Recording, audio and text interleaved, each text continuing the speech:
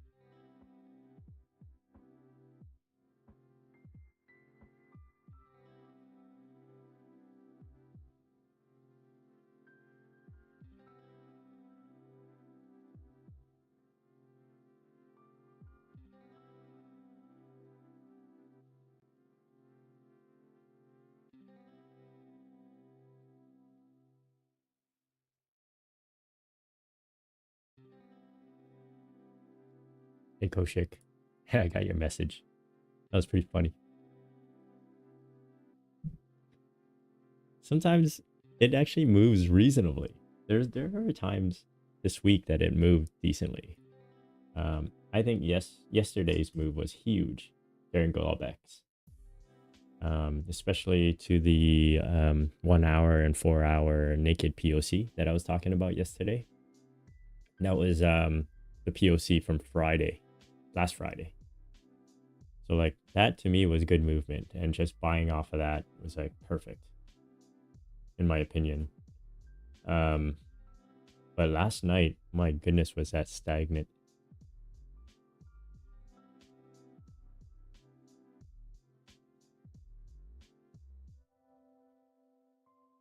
Like I checked in a few times and I was like, hey, there could be a short opportunity here right off the open. And the short opportunity took 5 hours to play out, essentially. 4 or 5 hours? Well, yeah, 5 hours. And it might have moved 10 points in that 5 hours, which is pretty wild. Or pretty boring, I should say. And we're looking at another gap up. Yesterday, Alma's levels were just on point. It worked really well with the gamma chart too. I thought it was really good, which I can show. Give me 1 second here. I took a screenshot of it.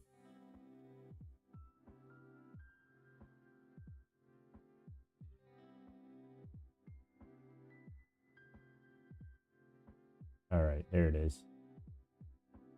So basically we moved from her centroid through the upside pivot from that big news, and then held the ADMA and just kind of squeezed up to the upside target. And the upside target ticked to a point. And the gamma charts yesterday was very, very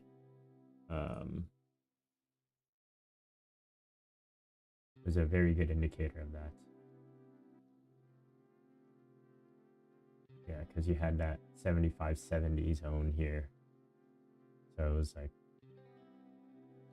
it basically, the way I would have read this is, yeah, I think I was kind of biased downside, but if we made it through that 75.55 with like low volume and compressed volatility,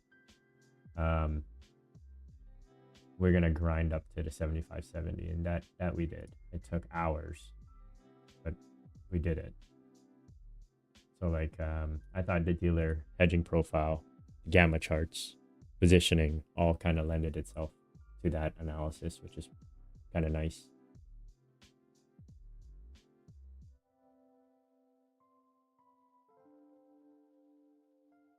Straddle today's 29 points.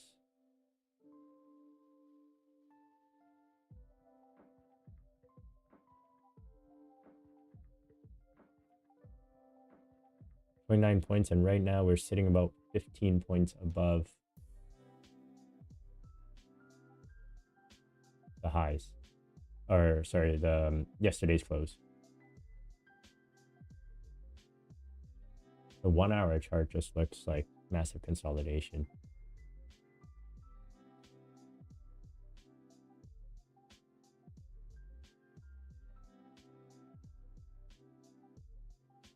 Upside pivot 75.85. That's what Alma is showing. I'm gonna have to adjust my straddle. I think it's adjusted based on 75.70. Instead, we opened 75.80, so about 10 points up.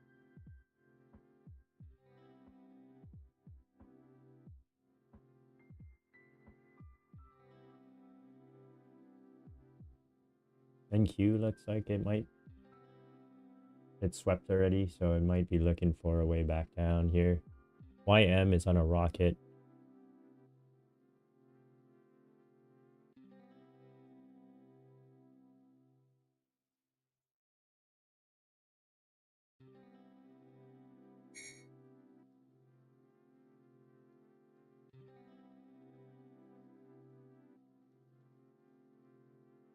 If it is a very high probability reversion line, so I'll definitely be looking for a reversion off 75.85, just from Alma.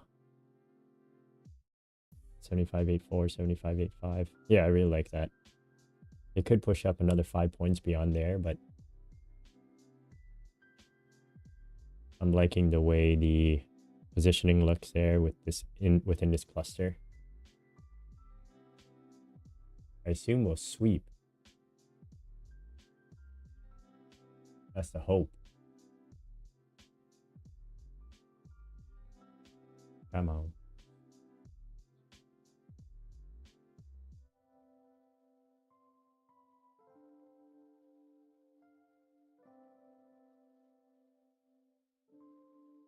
All right, 75.83.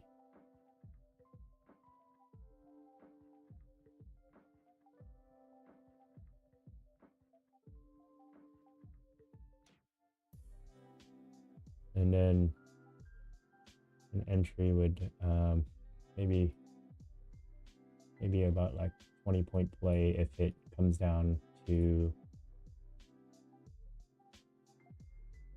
if it comes all the way down to the gap. I don't know that we'll fill that gap though. But 75.85 SPX and 75.90 around there would be a really nice short in my opinion. I like the edge of this cluster.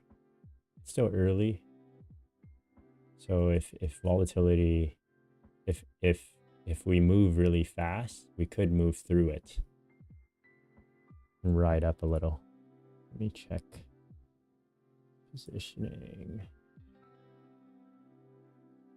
75.90. Yeah, I like that. On the daily, it looks like that too. Hopefully, there's like a decent 1 minute signal for entry.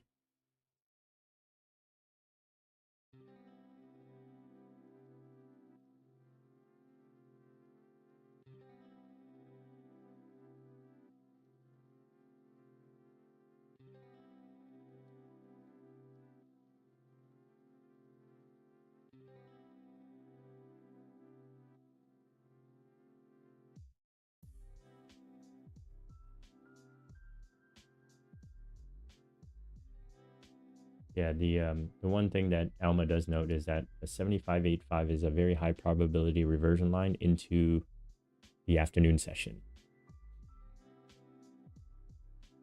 Chance to break is only overnight or during the AM session, which is basically where you experience the most volatility. Above this, confirmation above 75.95, target is gravitational. Yeah. And the target seems pretty obvious. It's this entire blue zone that the market can potentially settle at if we don't reject.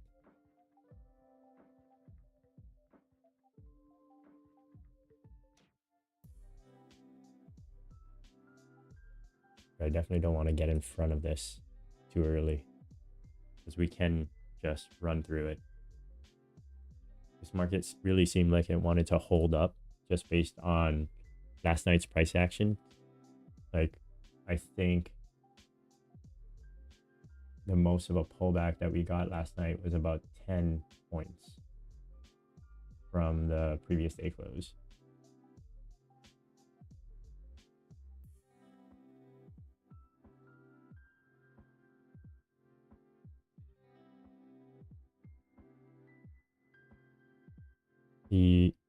This is the positioning I was mentioning, 75.85. It's the edge of this cluster here. I love a good cluster. We could push in right in between here, 75.85, 75.90.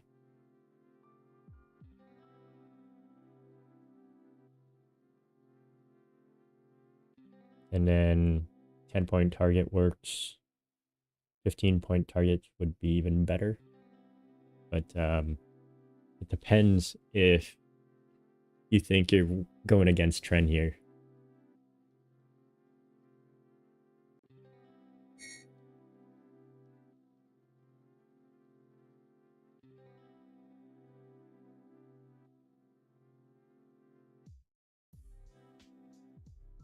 Yeah, everything looks so bullish right now. I want to get in front of this.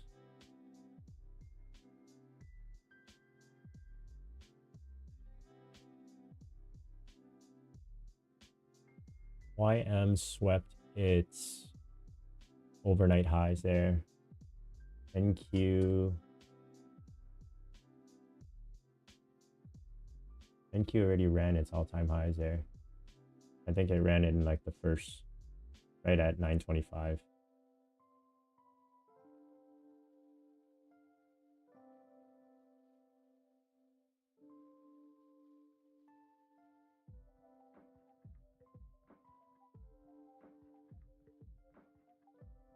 $75.85. We are right now, shorts are very risky to me. Yeah, I agree. I completely agree. Shorts are extremely risky. So you have to have a reasonable entry model that you can trust with a reasonable stop loss.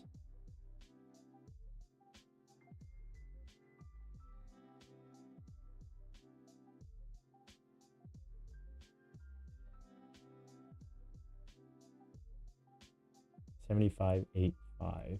Yes. Yeah, if you like to buy there, technically that would be the gap fill on SPX, just around there.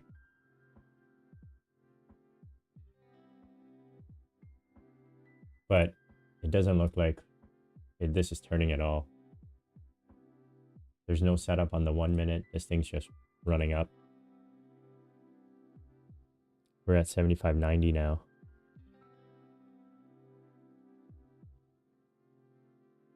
Ooh, it's interesting to see us in supportive charm.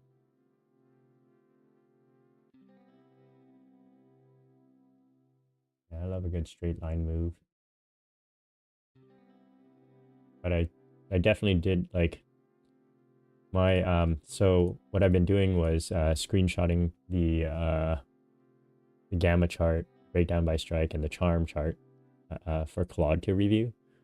And Claude was basically saying this is a bullish day,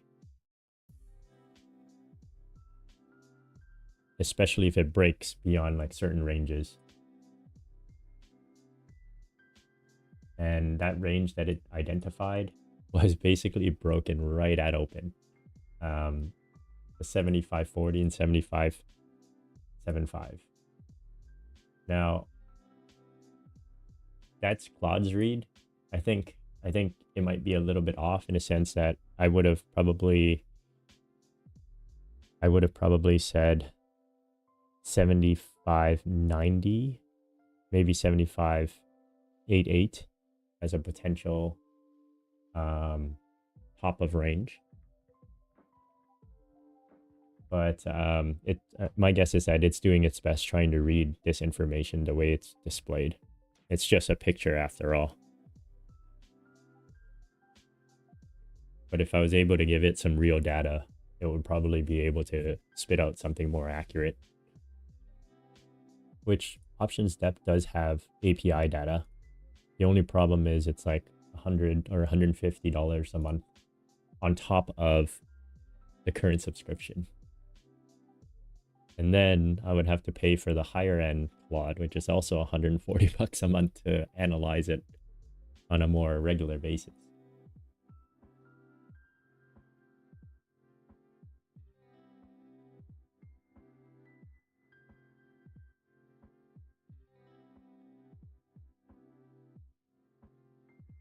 All right, so that's 75.90 there.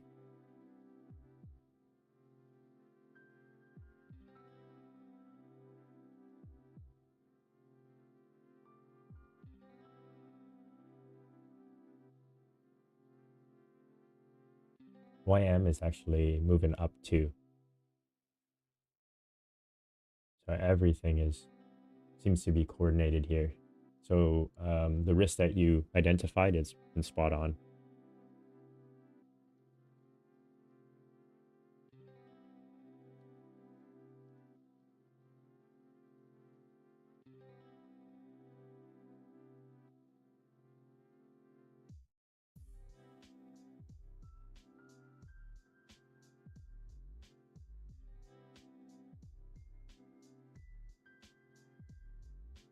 Yeah, there was nothing on the 1 minute there.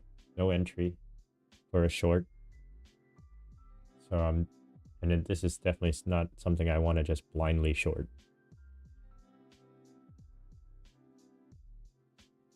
Because this is what the morning can do. Like it could ignore these clusters because it's high volatility. And as Alma also pointed out, that the PM session is when that line becomes reversion, a potential reversion line.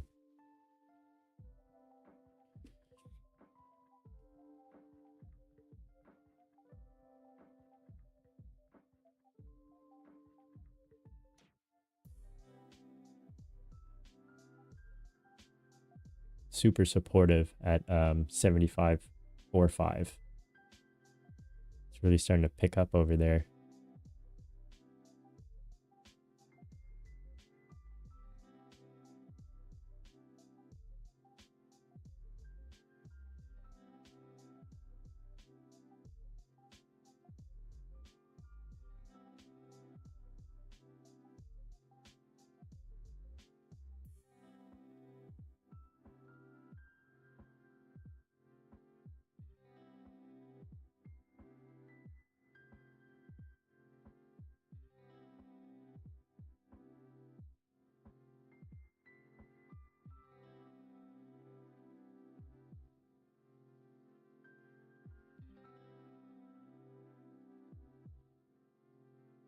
Looking at YM.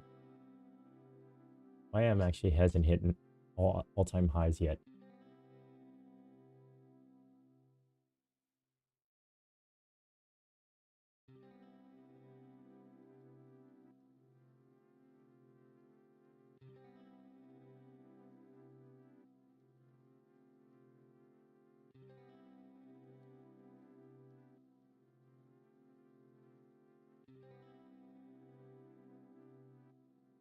That is a massive 1 hour erection candle off of like almost no, it basically doubled the range of overnight.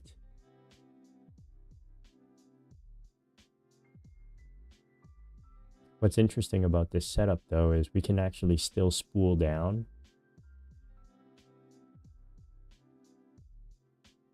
because of the negative gamma impact.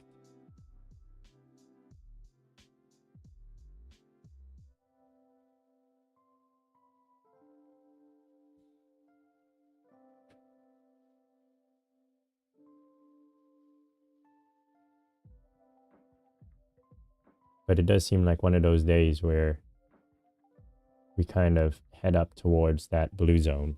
That whole blue area is a magnet, right? Deep positive gamma, customers selling. And once we kind of approach it, it'll move slowly and grind, similar to what we did yesterday. Hey, FO. How you doing, man?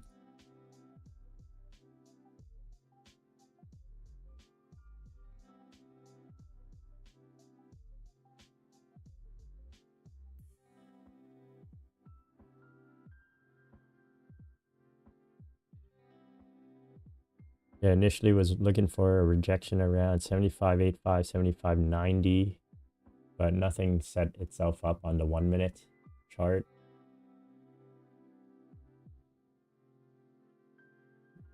And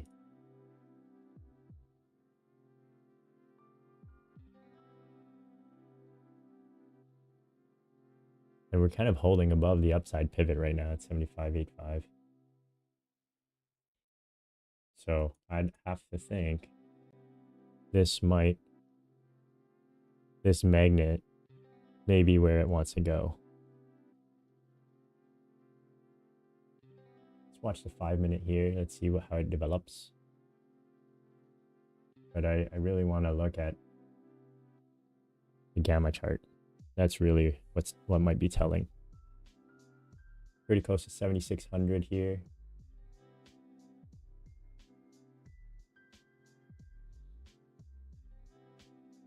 The straddle takes us up to 76.10. That's what the options market had priced in for a potential movement today.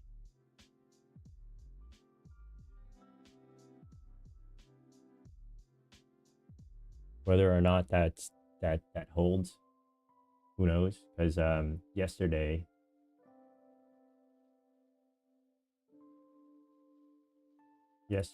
let me see if I can pop out that snapshot again.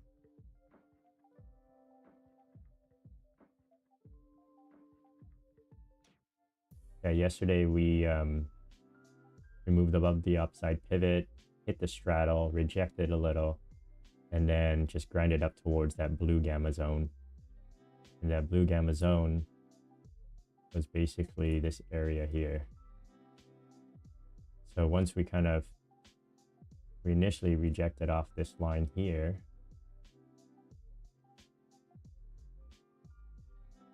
oh, you can't actually see it. But we rejected off this line here, came down a little, and then grinded up through it and into 75.70, which was kind of perfect. Like, Alma did a great job of picking those targets, but it was also very obvious based on the gamma charts.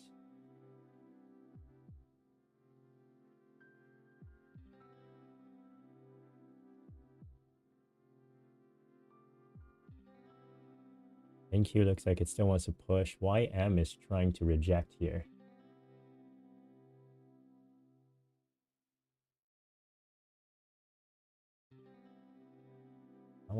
I might consider trying this. Not a big play.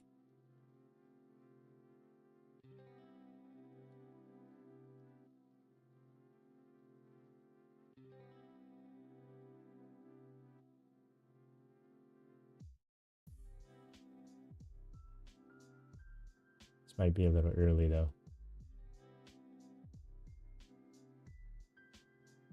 NQ still running, so be careful.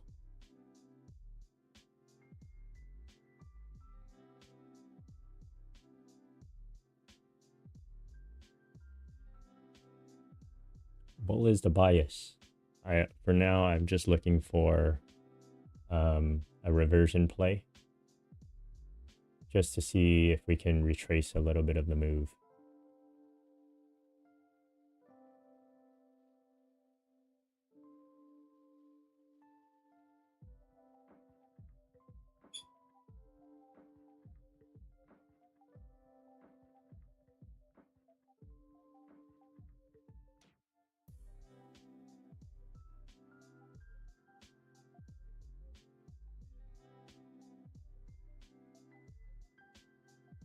Yeah, I don't think this is going to work out for me. Yep, definitely did not. I didn't want to give it too much. I wasn't going to just hold.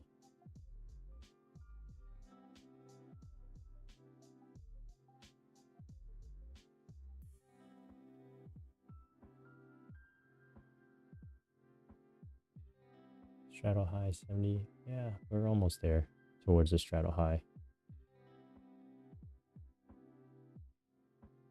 Let me see what the day's starting position looks like. 76.25, 7600, 75.85.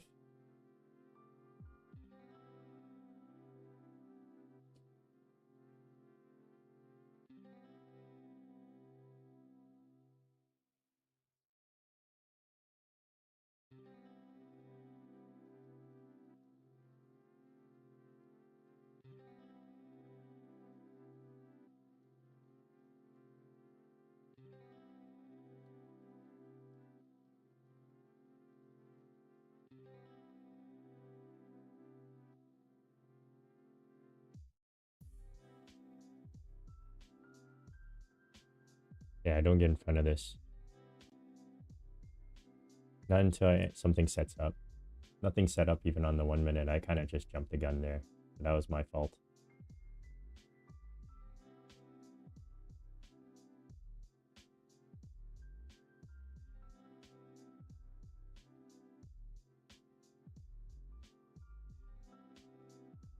No SMTs, no nothing.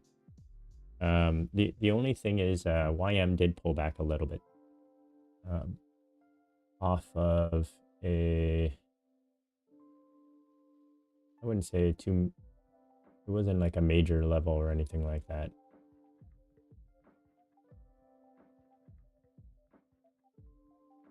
Maybe an edge of a node.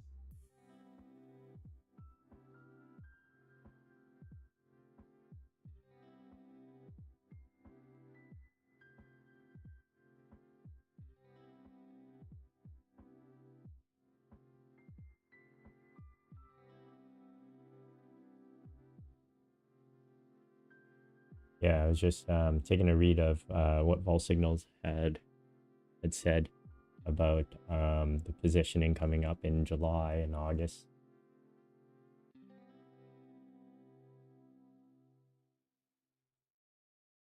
And he said that if we continue up like this, we're going to see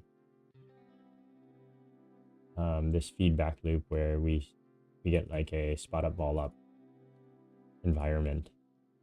So volatility rises as market goes up. It's always fun to trade during those periods. Or not so fun, but it goes up. Yeah, I think spot up, vol up, but it's like unstable. So you can get like pretty reasonable pullbacks.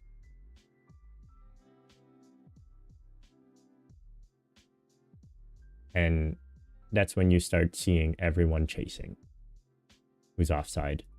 And they're just trying to collect those gains.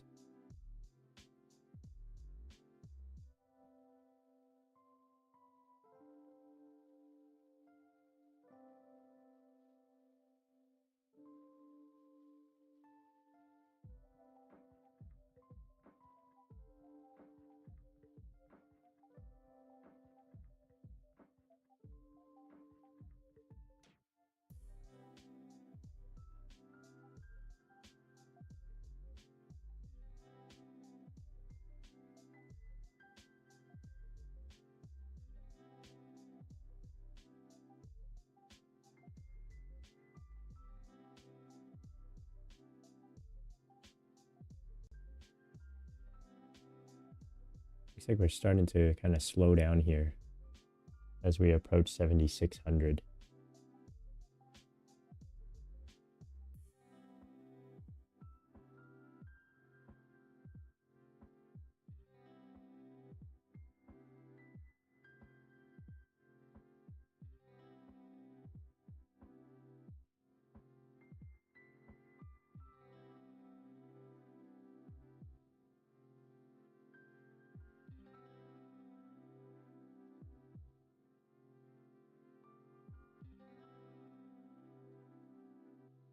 Yeah, there's like people that are loading, or customers that are loading up like 8,300 calls on SPX, 8,400 calls, 8,500 calls, long calls. So they're playing alongside there. Obviously it's hedged, but hedged with even higher upside calls, which is kind of insane. So they're playing all upside there.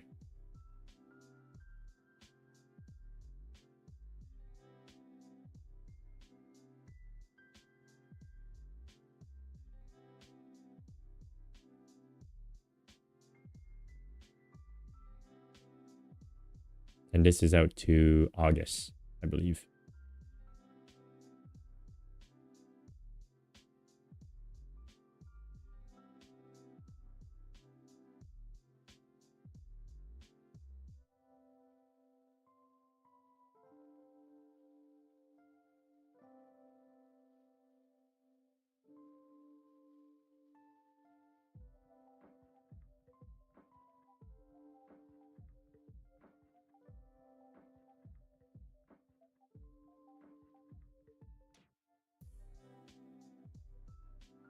The POC is still down there. So if we do get a pullback, we might head towards that POC. But there's no certainty here. It just looks like grind up.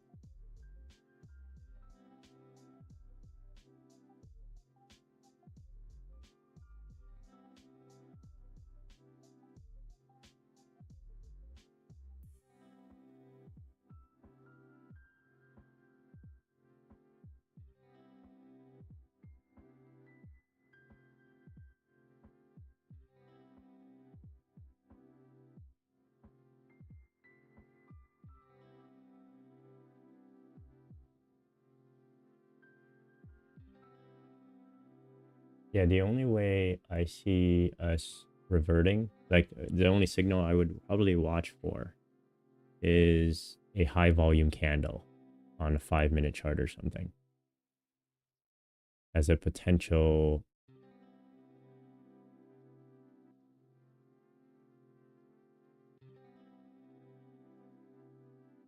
like termination kind of candle. But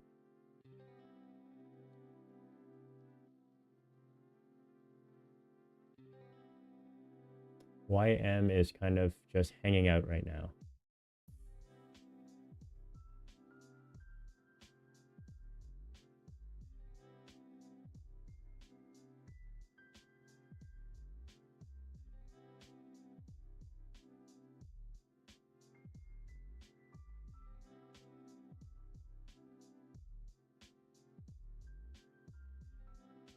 One thing that I've been waiting for was like I wanted to see a rotation into software stocks,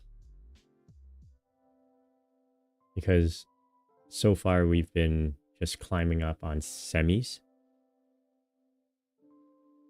or semiconductor stocks, which is SMH is the ticker on TradingView. And at some point that will give way. I'm not sure if that's going to be around the SpaceX IPO timeline or if this is going to happen during the summer. And when that does give way, all that extra money from SMH gets reallocated into other sectors. And software is so beaten up and everyone hates it so much.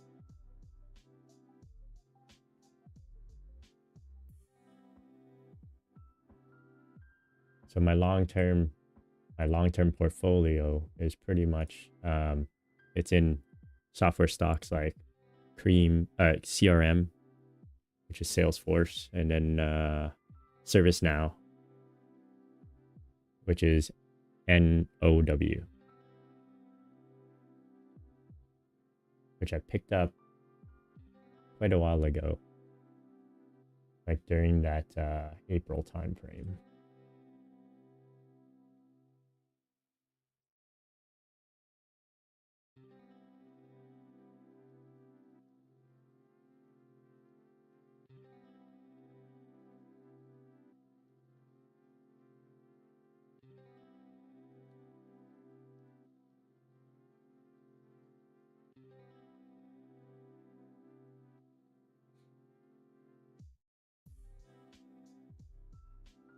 just no potential for downside. But here's the higher volume candle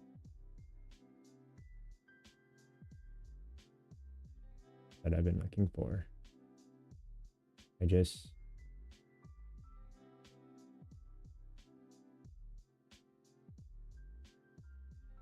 And that was off 7,600, so we'll kind of see how that pans out in the next 10 seconds or so.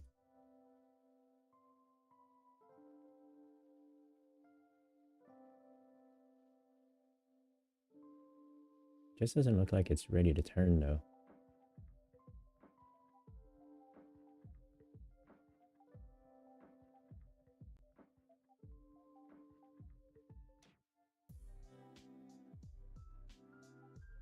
And that volume probably just came in because we were so close to 7,600.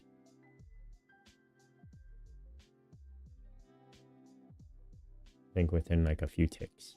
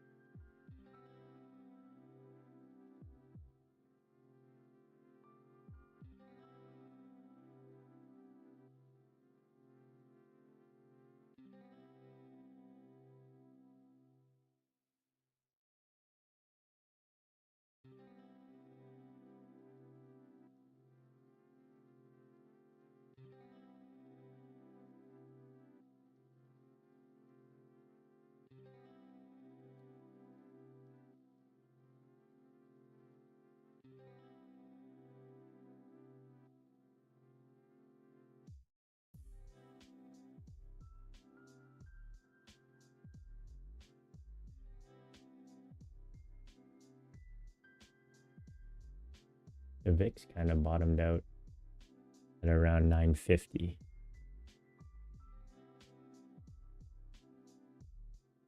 But we can still head lower here on VIX. Just watching to see if there's any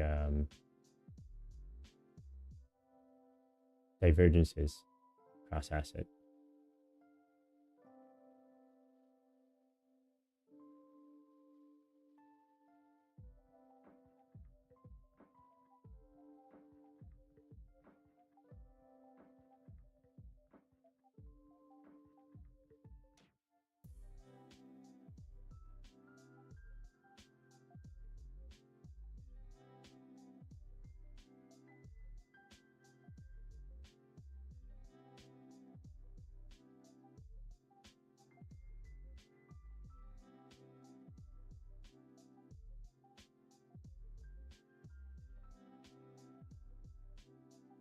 Also, Koshik, I finished the first part of Bahubali.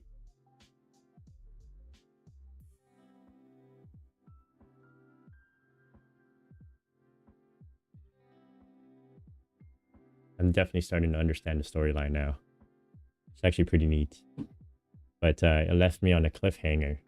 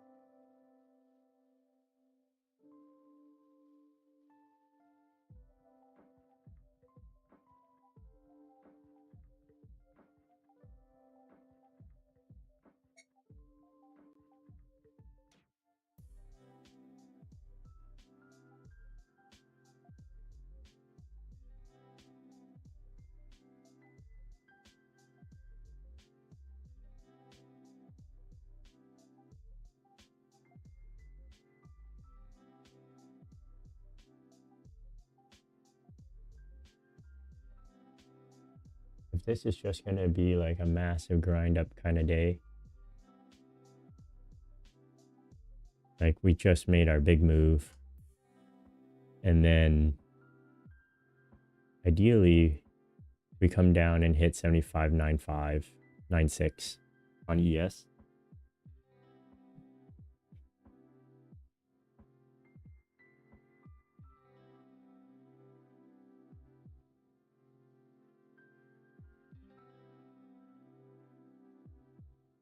Yeah, NQ, oh my god, NQ is the better play.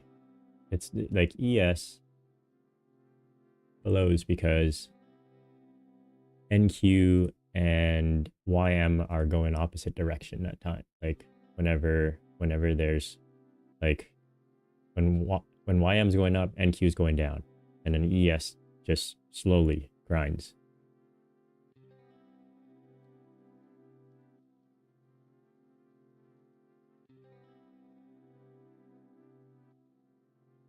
But yeah, that would have been like almost 80 points already on NQ.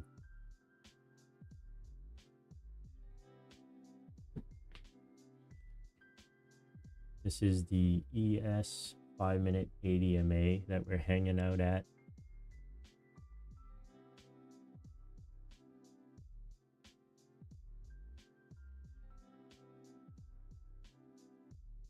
Also the SPX 5-minute ADMA.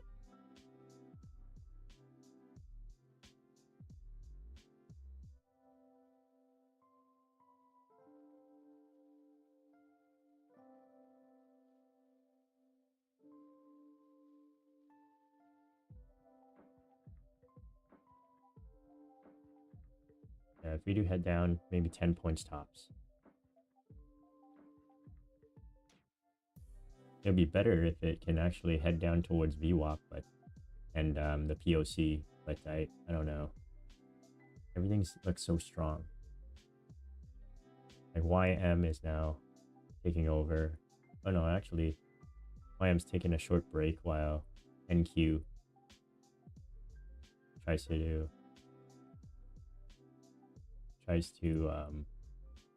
push us up now.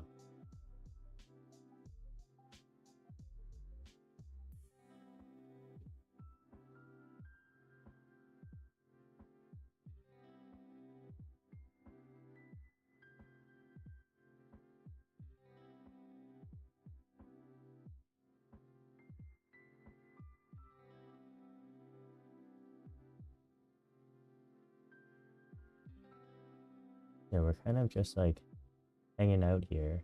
It's 10-point range. After hitting 7,600 on SPX, we rejected with decent volume on the 5-minute.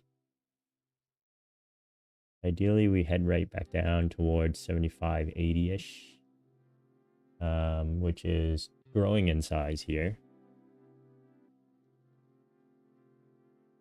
So I have to think that if we do go down, 75.80 could be a decent support. Question is if we'll actually go down. Everything's such bullish flows. We're at 10.15, 10.14 right now.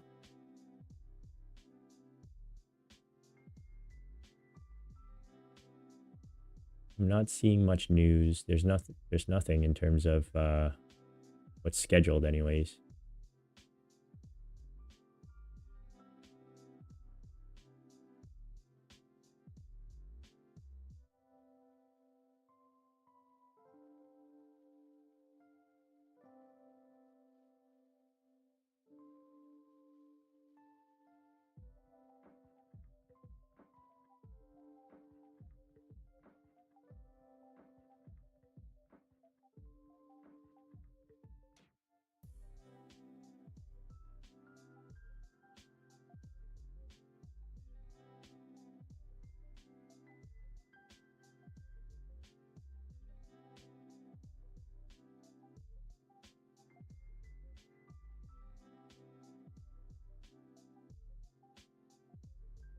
And then if we do get to 75.80, the question is, is at the bounce spot for the long and the grind into 76.20.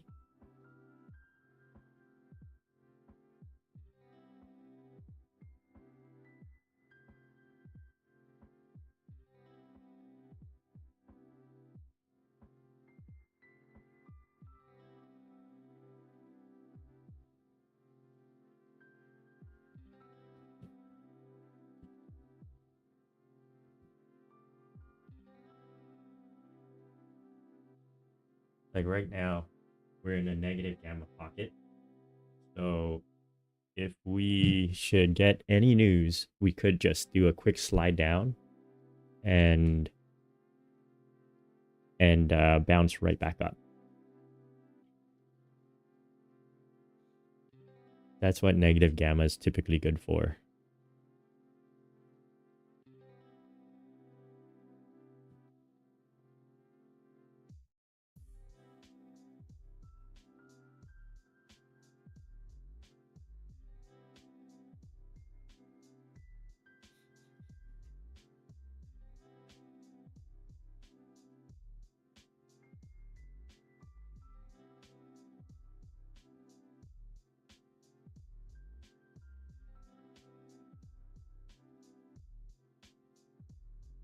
NQ's got a little bit of room down too.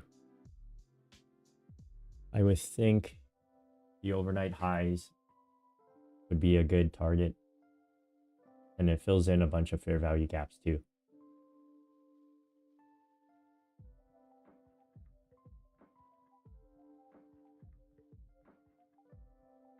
And YM, of course, is holding up here.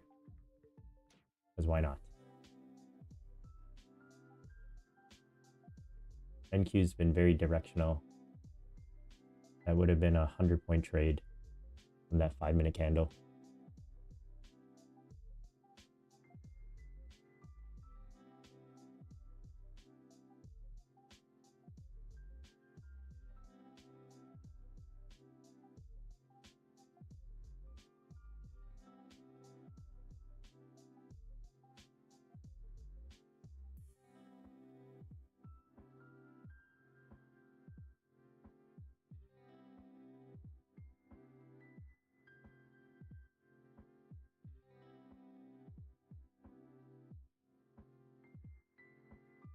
Always the whole numbers though, 7,600 rejection. And I guess technically that's been 15 points on SPX.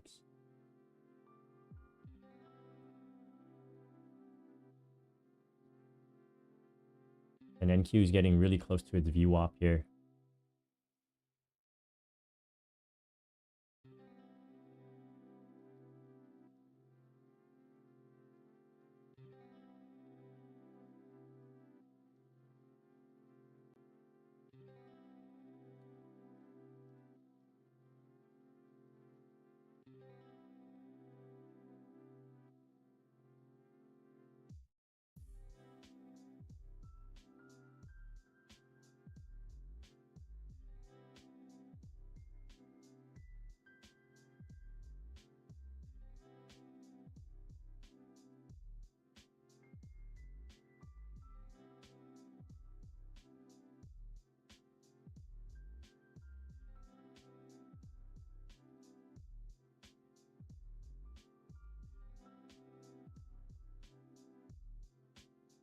Yeah, and there it is.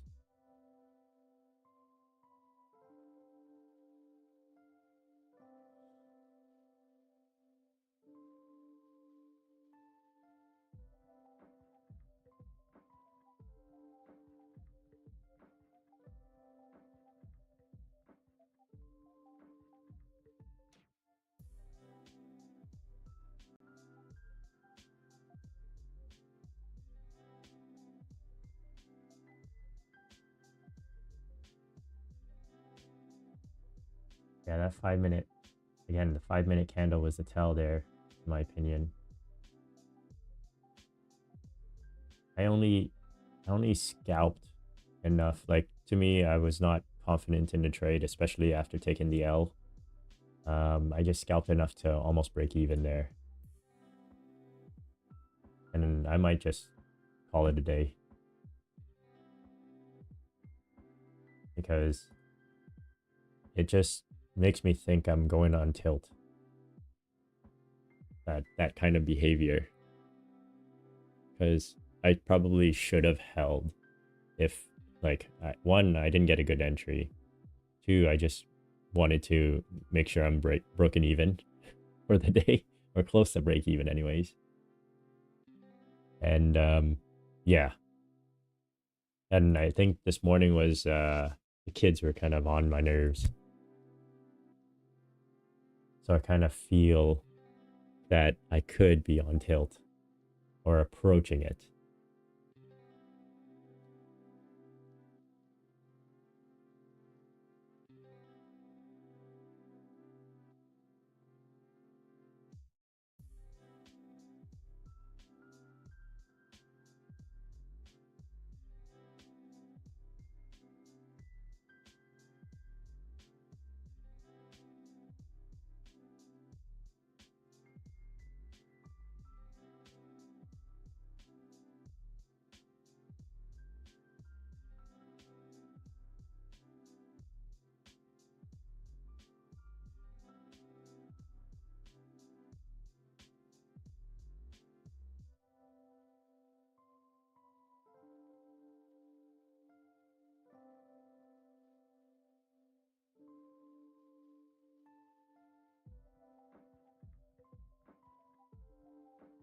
Yeah, like in hindsight, I probably should have slapped that trade. But that's trading, I guess. Like I just wasn't very mentally prepared for today.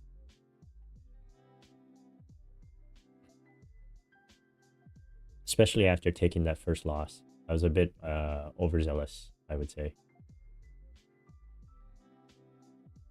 Over eager.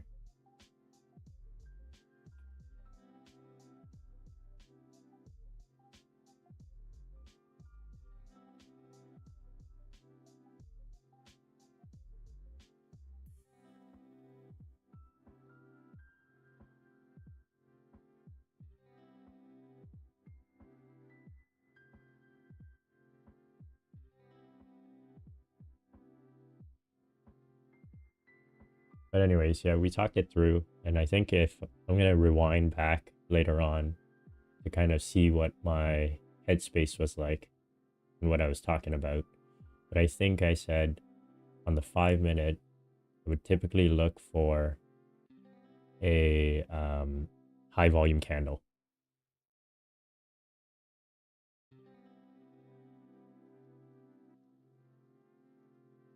And we got the high volume candle right at 10, which happens to also be where I would consider that 7,600, but I think we were a few ticks off 7,600 on SPX.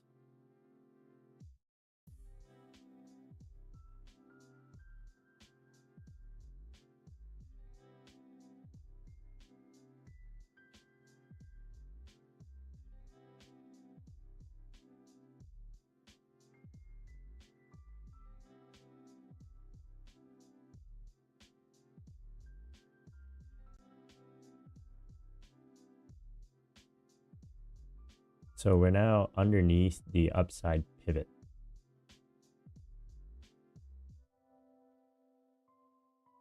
Which is interesting. 7,600. 7,600, there was a level there, but it wasn't like a major level from a dealer positioning perspective. But 7,600 is always like that nice round number, right? So whenever we get to it, we often have, like, I assume on Bookmap, we would have seen orders there waiting to sell. But I didn't have Bookmap open at the time, so who knows? But that was a reasonable volume candle there. And then on NQ, it also occurred. And it was much better looking on NQ, in my opinion, because it was a doji.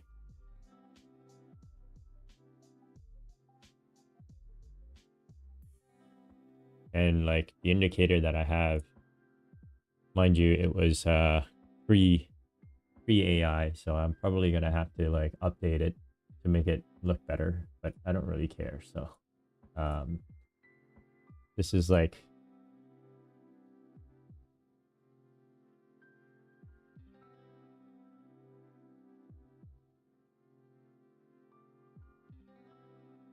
So every time this A shows up is when there is a higher volume candle that's either a doji or hammer or shooting star, something with a wick, a decent wick. So obviously there's like a bunch of like fake signals here and there, but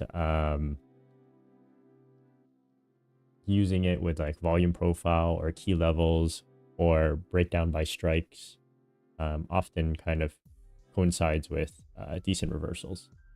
And man, look at this reversal.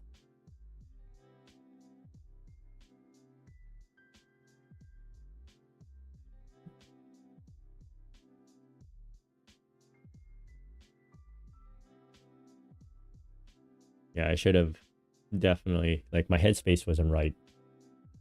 So like, I mean, that's trading in real time, I guess.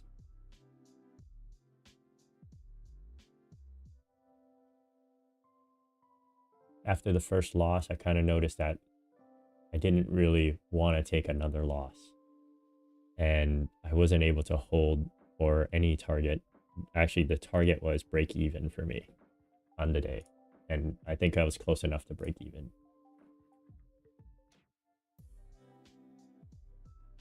But this 15-minute chart looks like pretty bearish.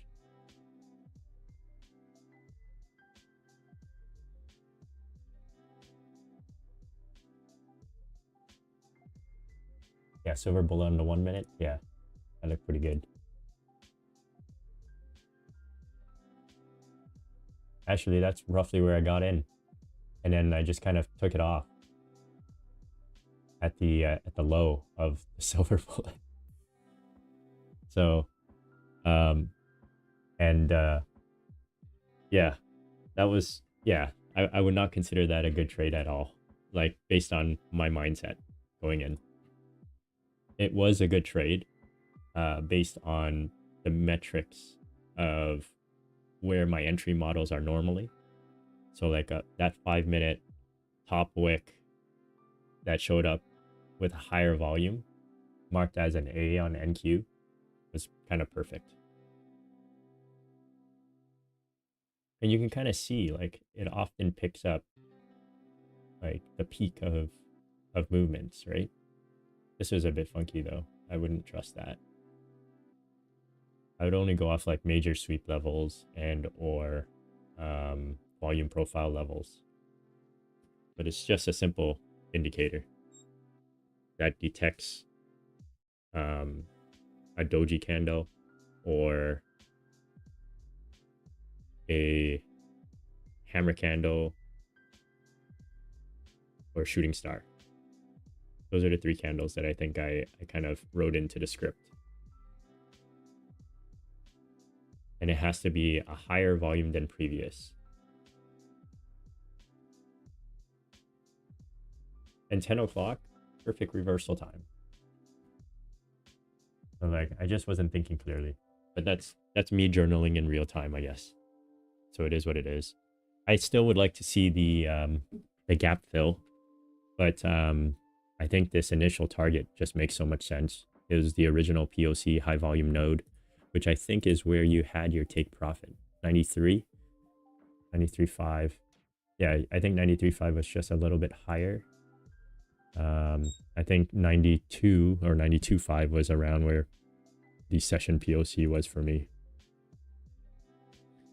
But you did say you were looking for longs off 75.85.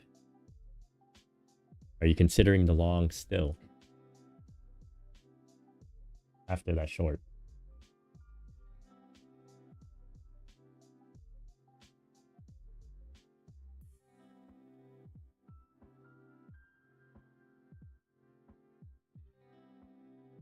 Like Alma's targets were perfect yesterday, I would say.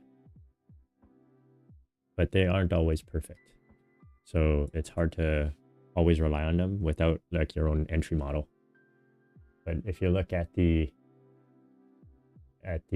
indicator that I just copied paste onto NQ, it's another bottom wick candle off of the POC, high volume node.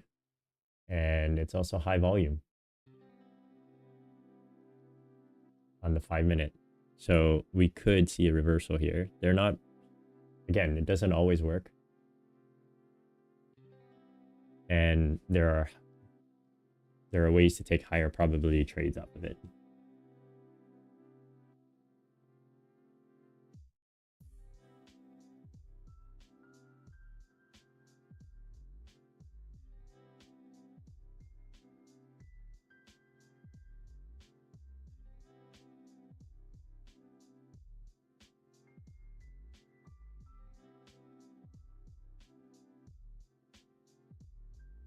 Yeah, that was a massive high volume candle, even on ES.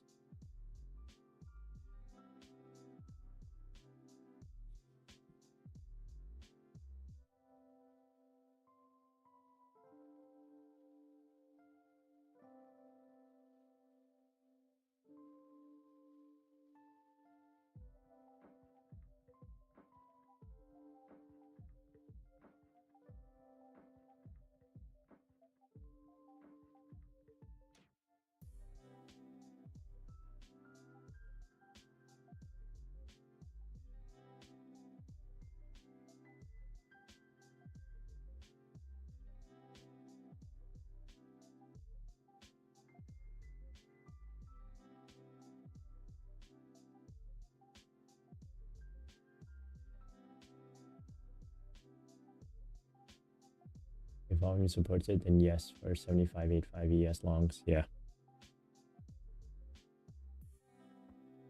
Good discipline today, Ushik.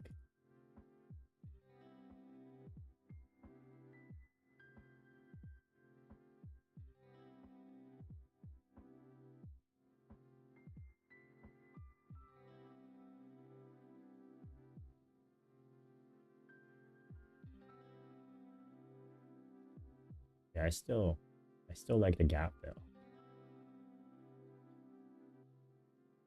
And if we're sitting under here, I have to think, like we just touched off of Alma's upside pivot again. But if we're gonna pull back here, there's on the gamma chart, sorry, not the gamma chart, the ODTE breakdown by strike, showing 75.60 as a pretty good support.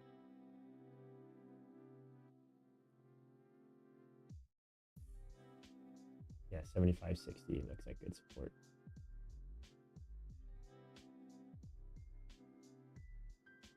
Support slash magnetic, if we should head towards there. And you can kind of see why on the daily chart. Like for the most part, the daily chart, we've been just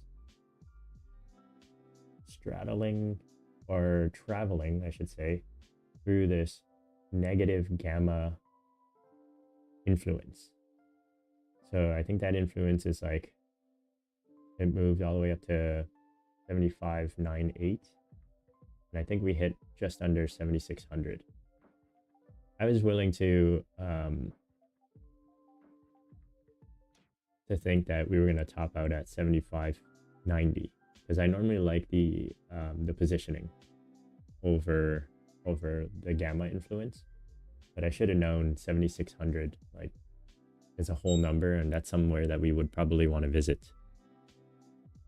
And then on the downside, the low end is 75.72, but so far we only hit 75.74. And if we can break below this negative gamma influence, yes, we're headed towards the blue zones. And the blue zone is where we would normally like to hang out and things slow down. So if it's below, it's very supportive and it slows things down. If it's above, it's kind of acts as resistance, but magnetic resistance. So like it won't like bust through with volatility. Instead, it would just grind through. So it acts more like sticky magnetic type of move.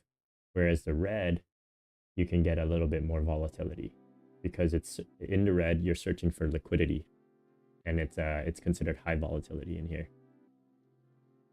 So even though it's negative gamma, and negative gamma oftentimes you think, okay, if customers are buying up right now, dealers also have to continuously buy up. And naturally, it kind of did that until about 10. Once it hit something, then you kind of got the almost a similar effect, but to the downside.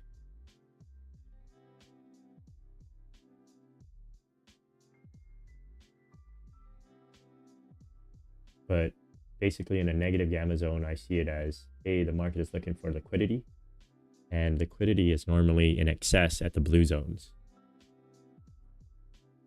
If you think about it in that liquidity perspective anyways.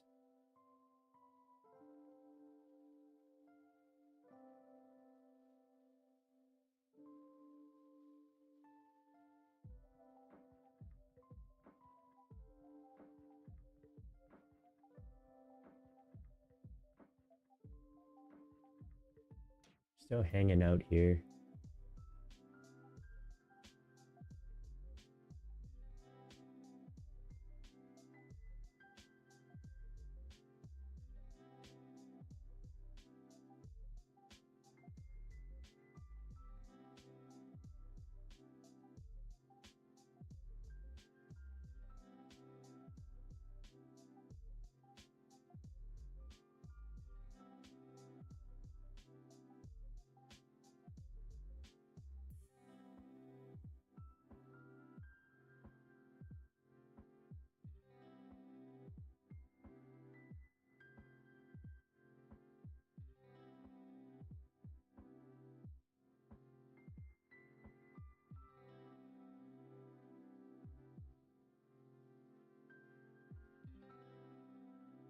Yeah, this 1 hour candle looks like the 1 hour setup looks like a railroad. And whenever it railroads, oftentimes it's like an indicator that we're reversing. And depending on which time frame you're looking at, like the railroad will look like a massive top wick or a massive bottom wick, right? So if it's like a 1 hour chart, you see a railroad, and assuming that it occurred at the right time that the 2 hour chart would log a 2 hour candle, you'll see the railroad as a top wick or a bottom wick. Because one massive green candle met with a massive red candle, you end up with the opening and the close near each other with a massive top wick. But right now on NQ and ES, you're not getting that because of the time that it occurred.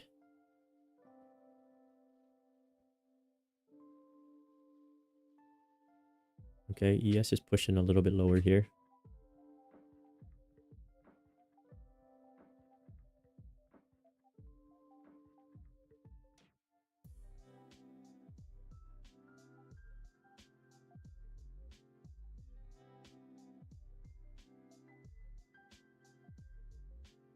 Now, I don't think, like, my trading style, I don't think I would have been able to leg into shorts. Like, let's say I was kind of bear bias and 75, 85, 75, 90, I think was what I was looking at. So if I let's say I leg in at 75.90 and set like, I don't know, a stop loss of like more than 10, thinking that 7,600 would probably be a potential top. I don't think I would be able to kind of leg in and DCA and like some guys do. And especially this morning, even though I wanted to see that gap fill.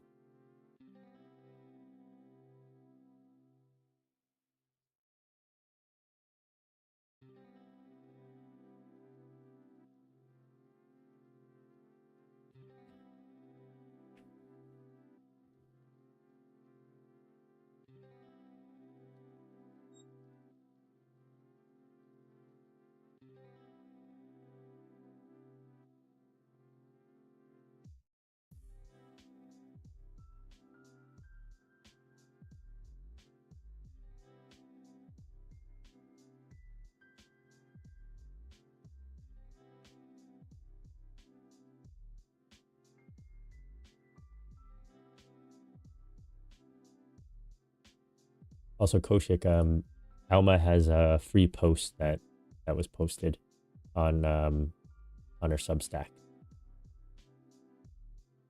I believe it came out yesterday. I haven't read it yet. I actually will have to save it or something.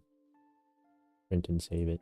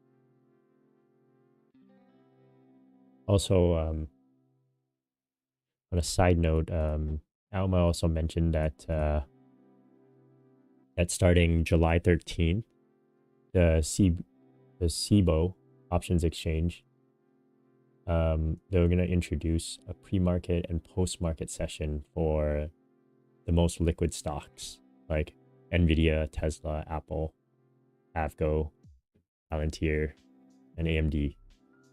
And they're going to be tradable from like 7:30 a.m. Eastern time, so New York time, to 4:15. So the options market, which means the dealer hedging, will also have to kind of change in terms of timing.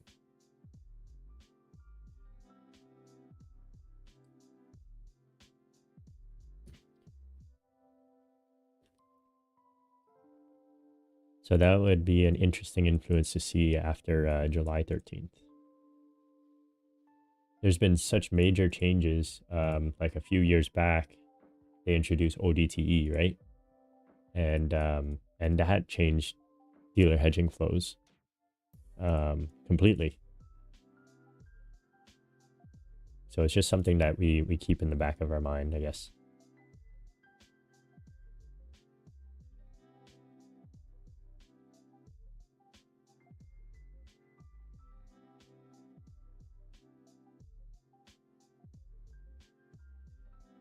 Or at least I think Alma posted a free post somewhere. I just don't know where it is.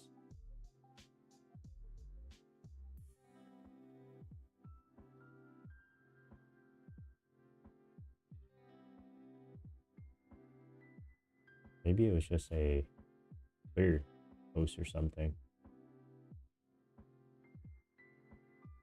Oh, it is a Twitter post. Okay, never mind then. It also shows up as a note on Alma's profile or Substack. Now I don't know how to read notes on Substack because I'm not very familiar with how to use it.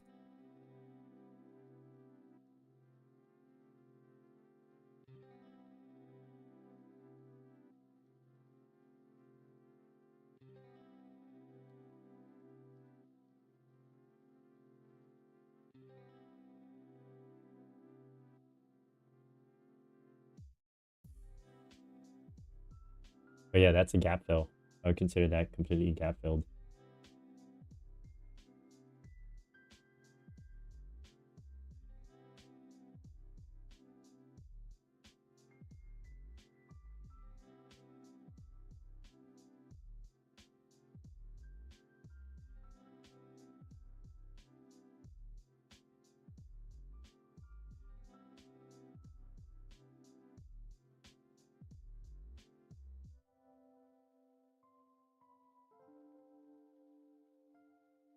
So that was Monday, Tuesday, Wednesday. It was all in this range. And then Thursday, we finally broke out of the range, continued above the range on Friday, only to revert back right now. So this is next level I'm looking at is the overnight lows. If this gap doesn't hold. So I would like to see slowing price action here at 75.60.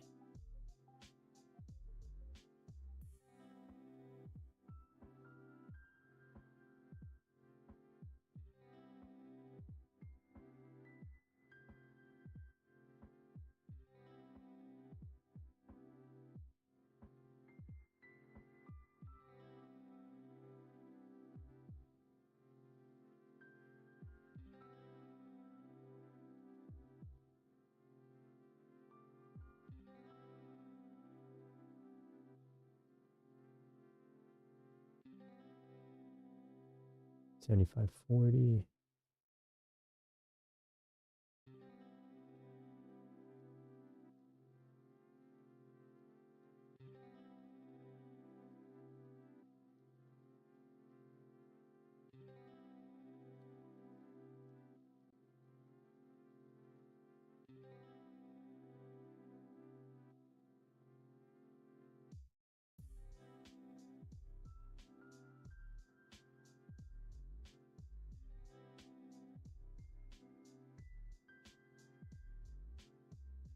Yeah, so far ADMA rejected nicely.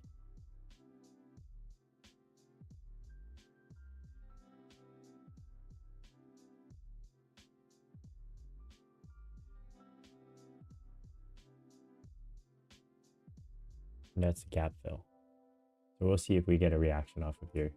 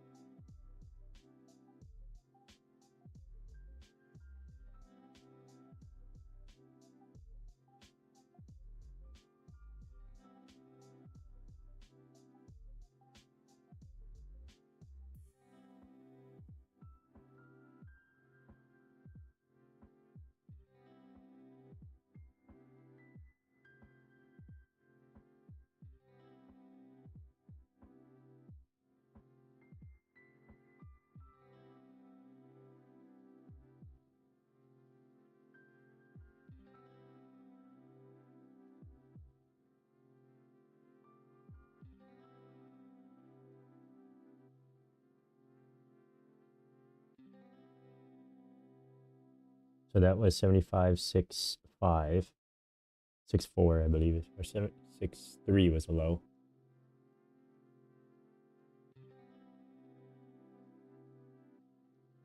Interesting candle there, but not in love with this.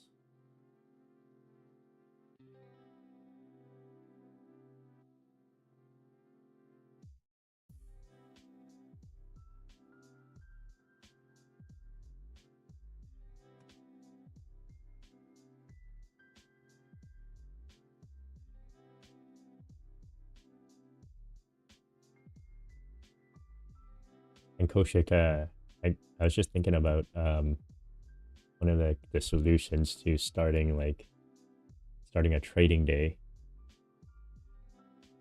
especially when things outside of your control is impacting your morning. I was like, hey, you recommended what do you call it? meditation, right? And I tried that a few times. I don't know that I've reached a point of bliss as you described it, but I was able to kind of zone in to like the middle of like my forehead or right between my eyes. And that was a good recommendation. Oh, okay. There's a pump. A little pop up. Yeah, that 5-minute candle was decent, but it wasn't high volume. But it seemed like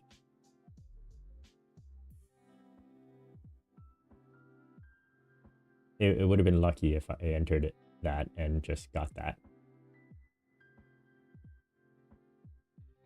Something's happening though. I'm just waiting for financial juice to update.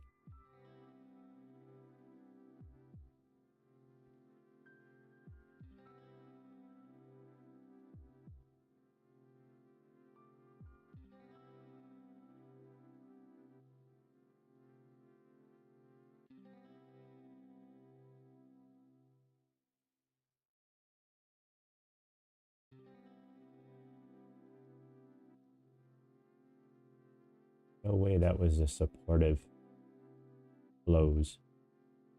Trump.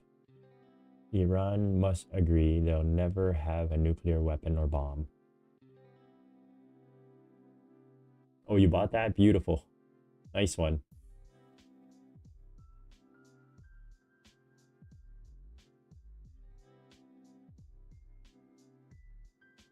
Was it after the 5-minute close?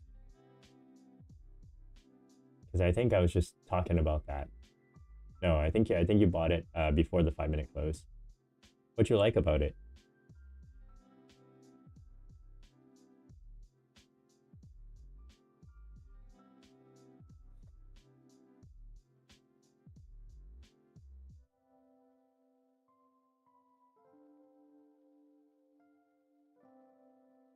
I specifically like the 5-minute close on that to go long, but as I was talking about it, I was like, I don't know. Like, I don't know if my mind is back to where it should be for trading. But that would have been a quick win.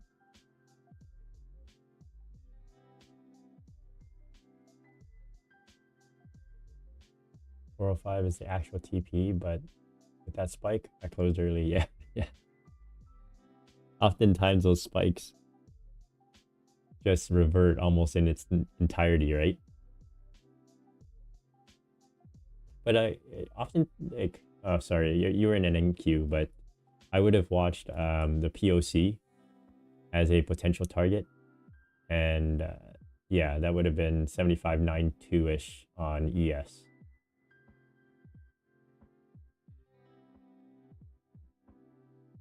But yeah, I hate being in trades when those spikes come. They're kind of like hit or miss as to whether or not they continue or they completely revert back to your break-even stop loss.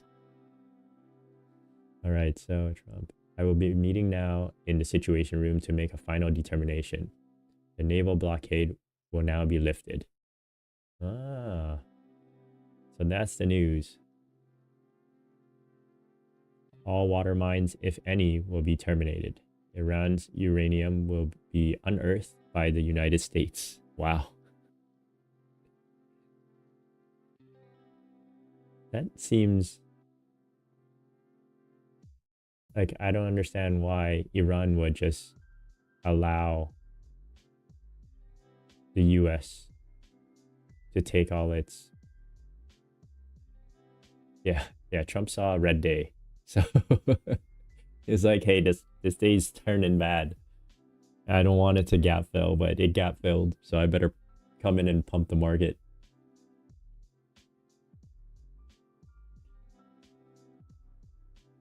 Trump, uranium will be unearthed by the US in coordination with Iran, plus the International Atomic Energy Agency, and destroyed. I don't know why they would destroy it, but it seems no money will be exchanged until further notice.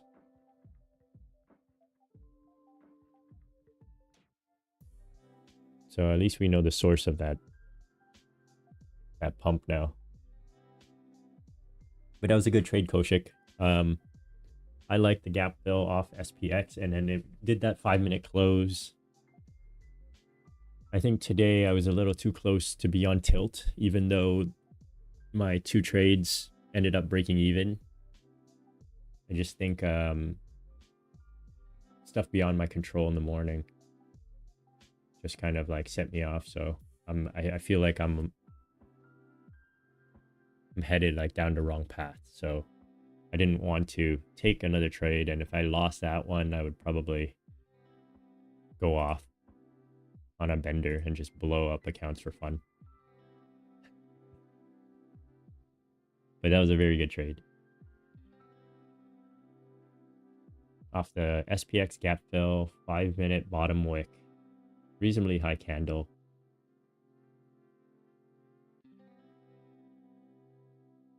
I think it's also the value area low, roughly on NQ. And Trump saved the day, as you said.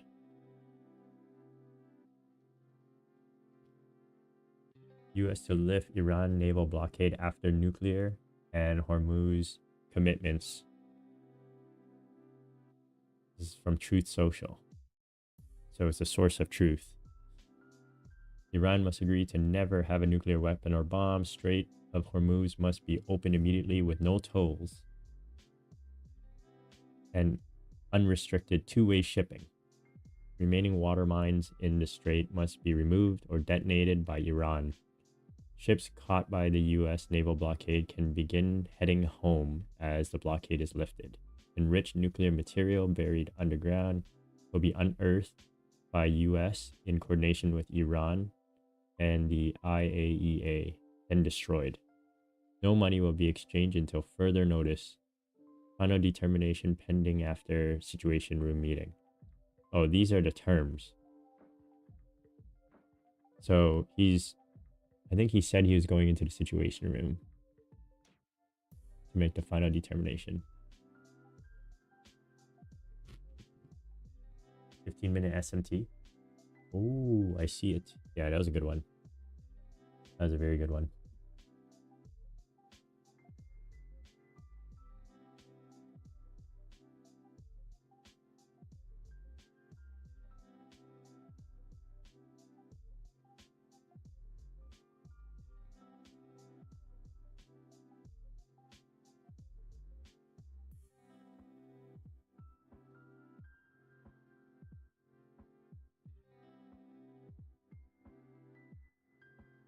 Yeah, I have no idea how we're reaching 21 views when I haven't seen the view counts adjusted at all.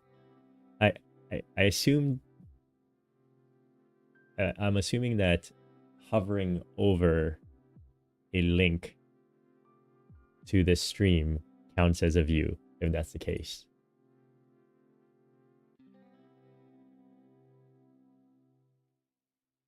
$75.75. We pumped up to 75.83. Okay, see it.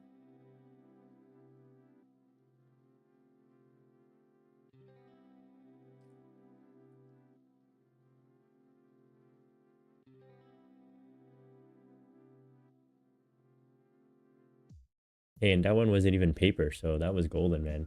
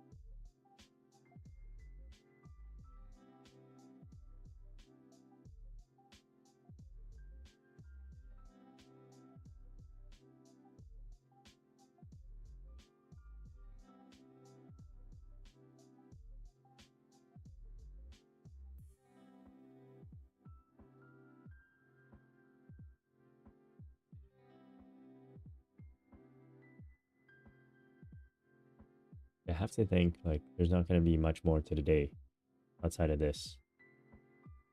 The question is, which side of this negative gamma block? Oh, sorry, I'm not even on the right slides here. Yeah, which side of this negative gamma block are we going to end up on? And that will decide. Oh, wow. A lot of this positioning has changed substantially to the upside.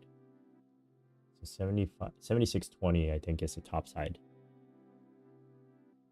But there is a lot of other positioning coming on here. And it's changed.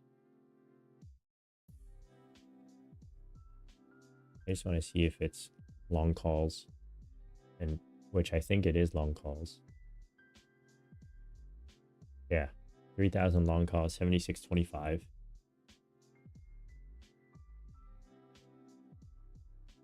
When did that come on?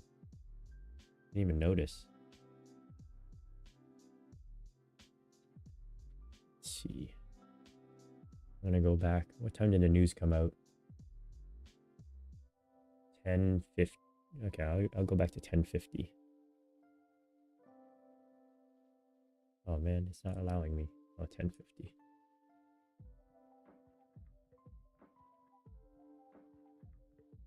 Oh no, it was already there at 10:50. Interesting. How about 10:40? Oh, it wasn't all there at 10:40. It was starting to build up. 10:30?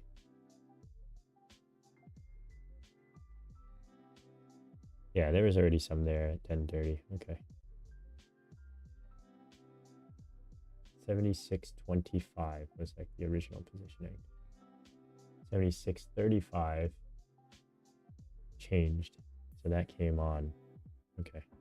I was just curious if like maybe someone put it on knowing that this news was coming out.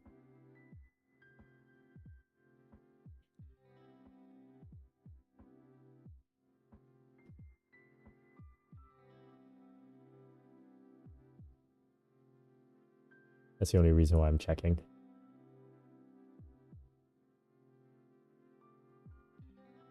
Yeah, it's all long calls, which is interesting. So this kind of gets treated as a short call spread because they're shorting calls and alternating strikes are long calls. And they're just collecting premium for the most part. But this will decide where we end up. So we got a 20-point range, roughly, to decide which side of the blue we're going to be on by the end of the day.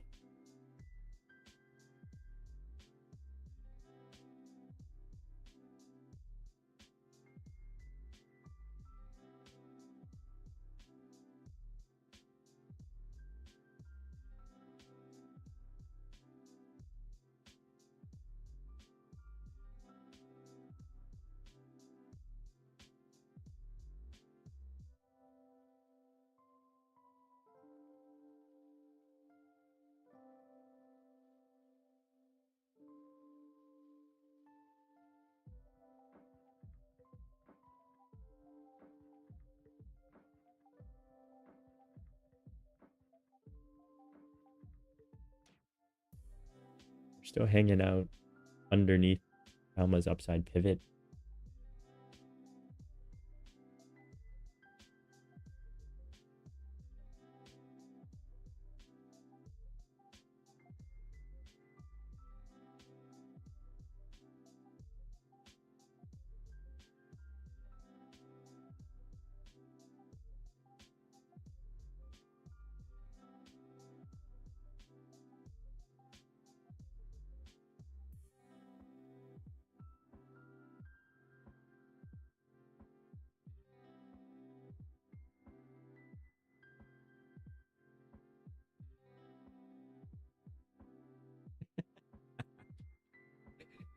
Is that right? Oh man.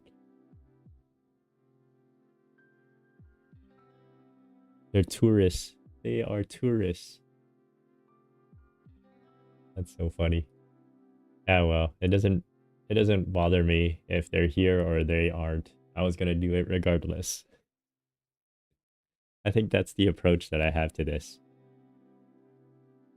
I don't exactly have like the Jim Cramer personality with the air horns and things that make you go viral.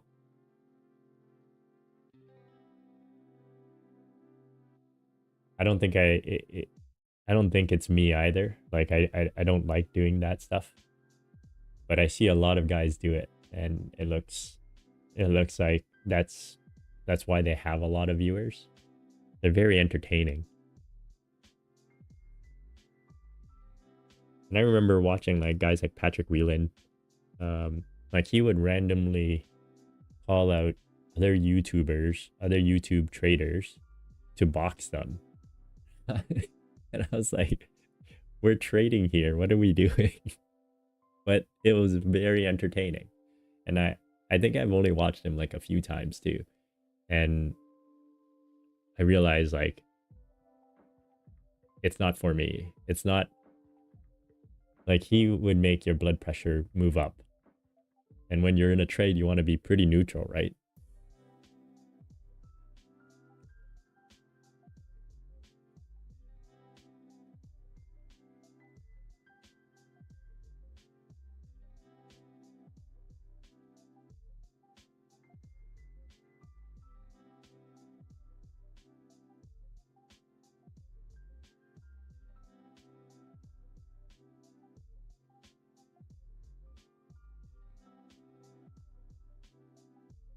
I'm actually not sure where we're going to resolve. I would, I think the path of least resistance is upside, but it can resolve either side. Like we can head down and pin towards like that 70-40 to 70-60 zone to end the day, or we can head up towards 76-20.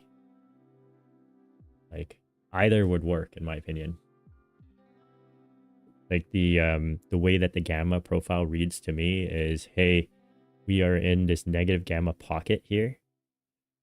In terms of positioning and overall gamma.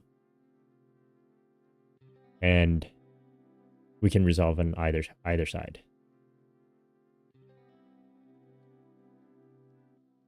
Even the daily, like the daily still holds true for the most part. We might have overran 75-70 a little,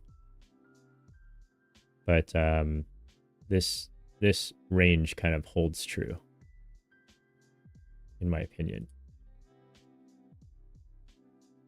There's this guy, Cami Capital. He trades Asia session from Australia. He smashed 3 to 4 trades in Asian session, 5K views on average. He uses volume profile. Wow, that's insane. Yeah, I think you told me about him, come to think of it. What's insane is that he's doing it during the Asians trade session. Like, we barely moved last night. There are some nights that we don't move, but it's, yeah, I think it's a skill to be able to trade off like 1 minute or lower time frames, or it's incredible. But for me, I prefer to kind of stay on the higher time frame. Like I do have the 1 minute open, but a lot of my trade setups are off the 5 and 15 minutes, and sometimes even the 30 minute. And I definitely watch the 1 hour and the 4 hour charts to see how the candle resolves. So there's like this indicator that shows you the higher time frame candles, but on the same chart. Like let me see if I can show it here.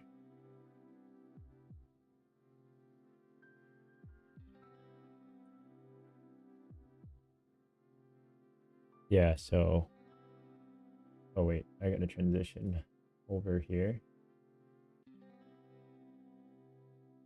Yeah, if you can kind of see on ES here, there's like a faded candle on the right side. And this shows me how the 30-minute candles resolves.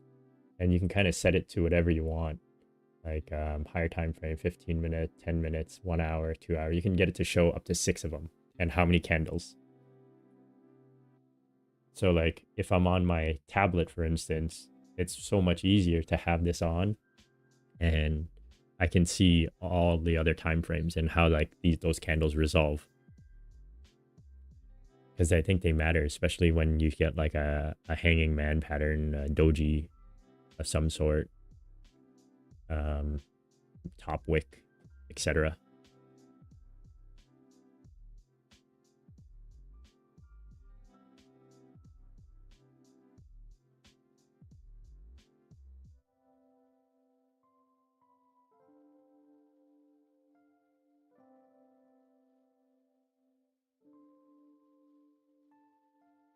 Have you ever thought about trading the Asian or London session? Because London session would be like your prime time. Well, for you, anyways. I wouldn't say volume wise it's not the best, but it's better than the Asian session technically, right?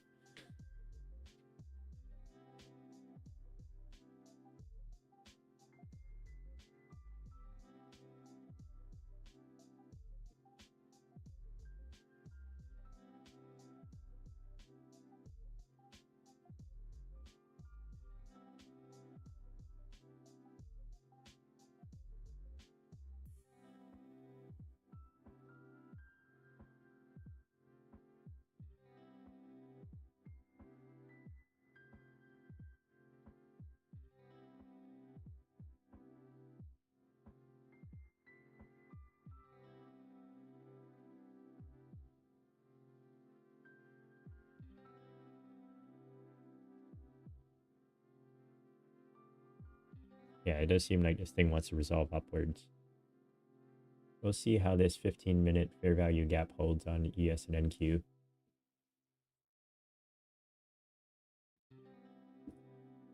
But I'm not in love with anything, to be honest. I like the trade that you took, which is the long off the SPX gap fill. And 5 minutes showed nicely to Asia is 4:30 in the morning, so no chance. Yeah.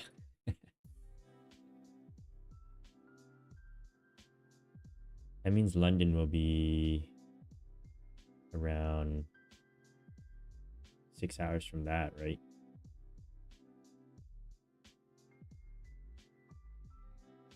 Yeah. Yeah.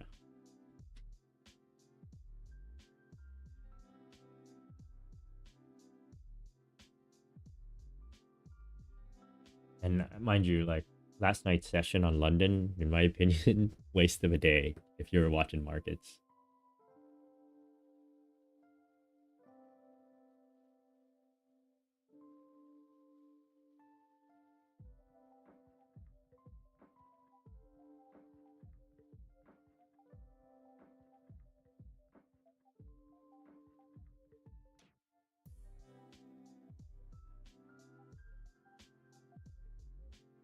Go back to the options depth chart here. And it does look like that gravitational pull to the upside is where we're going to head.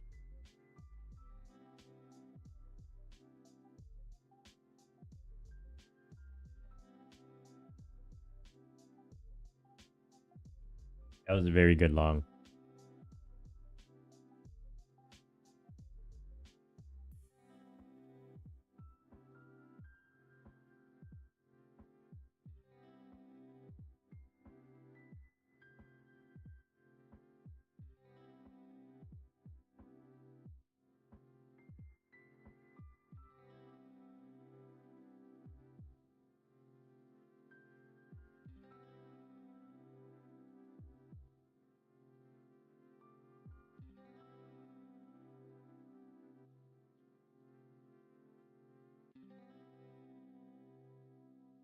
Yeah, it's going to, I guess that's the,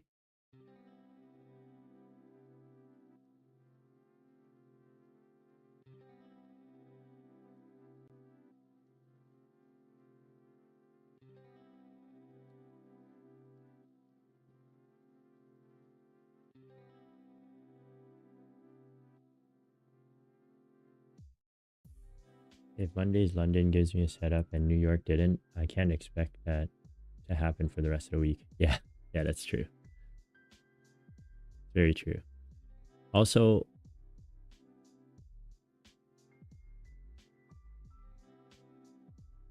yeah, that's the thing. Like I think sometimes London does hit, and then other times London doesn't. Um, Sometimes it just doesn't have the same volume, right? And for me, if I'm relying on dealer hedging dynamics, technically that only happens between like a certain time frame, which is basically market open and market close, regular trading hours from New York time.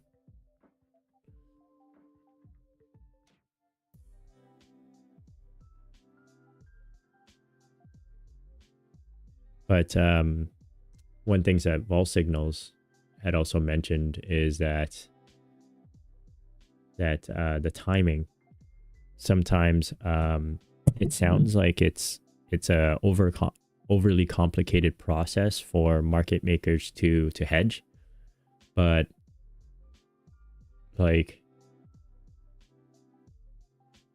apparently some dude goes in at like 7 o'clock and then turns on the computer, and that's when everything starts hedging, and that's when they start managing the markets, if you will, or managing the dealer side of their books. Some of them start at that time. There's many market makers. Others might start later. And that's what he was saying, that sometimes you start seeing some influence at around 7 a.m. Eastern time. And then other times it doesn't play out until regular trading hours. So it's just interesting.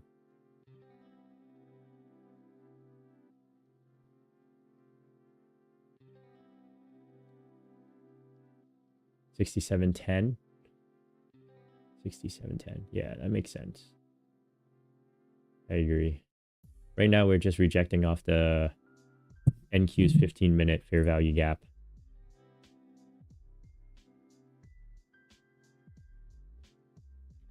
But we're not really escaping this range.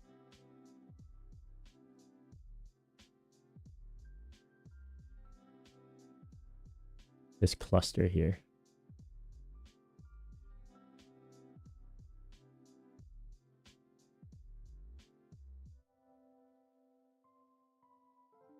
Give me a second. I'll be right back. If you have to go, take care. Have a good weekend, and I'll see you on Monday. But if you're still around, yeah, I just need a moment to grab some water.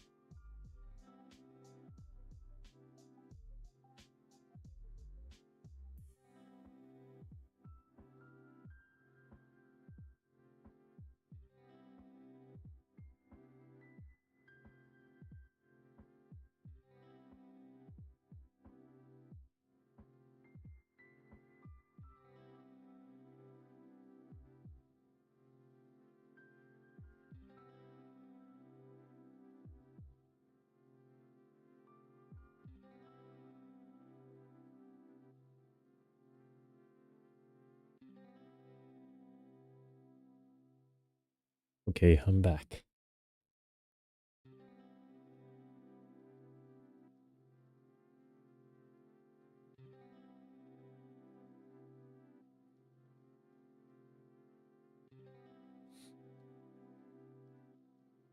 These software stocks are starting to really tick upwards for me.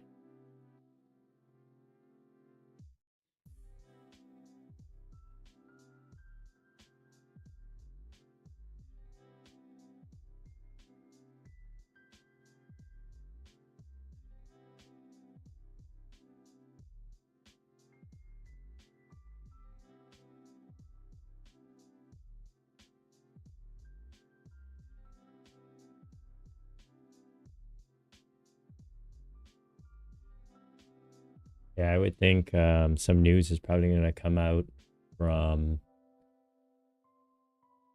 that Trump meeting, which is in the Situation Room currently, to make a final determination on that Iran deal that was presented.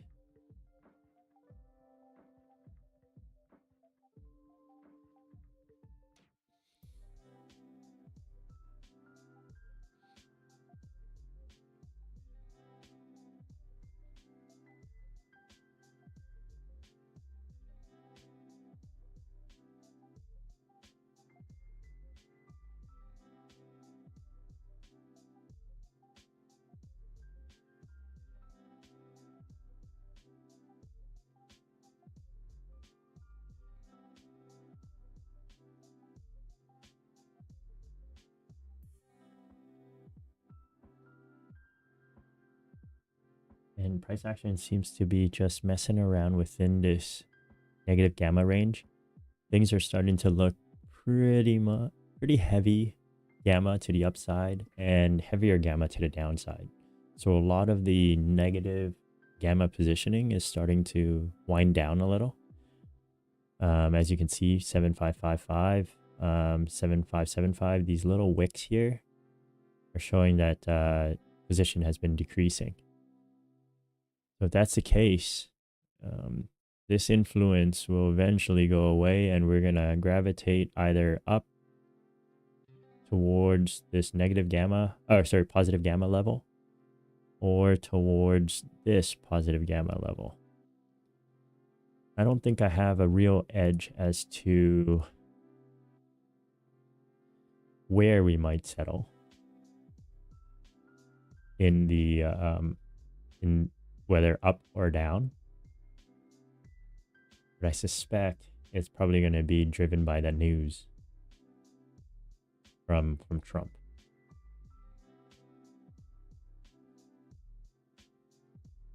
Like, based on the daily positioning, I would say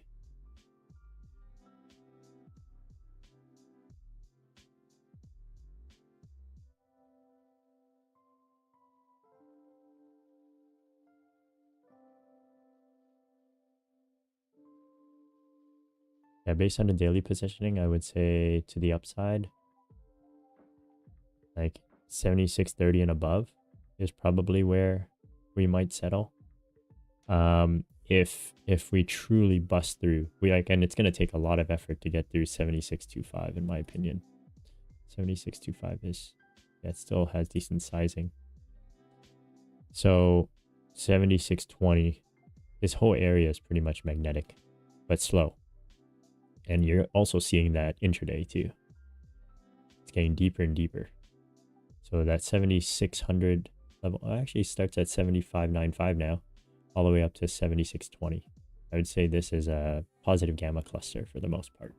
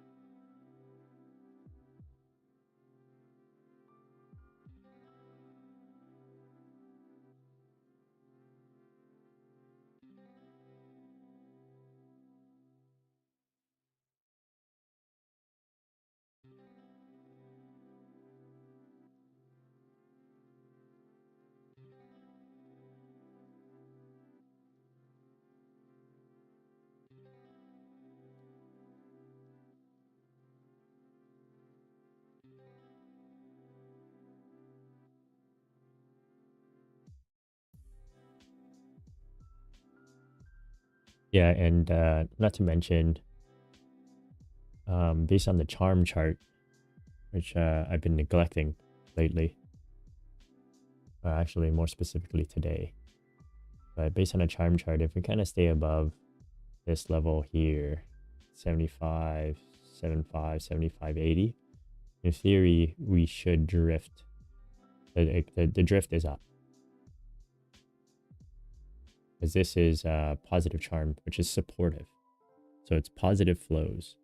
Dealers have to buy 2 times the charm reading, which is negative 2 times the charm reading. So negative 15 multiplied by negative 2. So you're looking at 30 futures position at ES futures that actually has to be bought up every 5 minutes or so,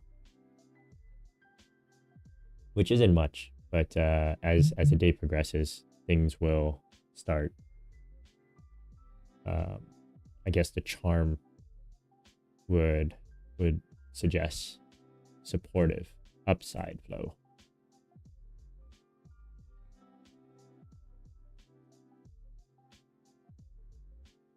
So we pretty much just dead center 75.85 dealer negative gamma positioning pre-market right here, and 0 gamma on a daily.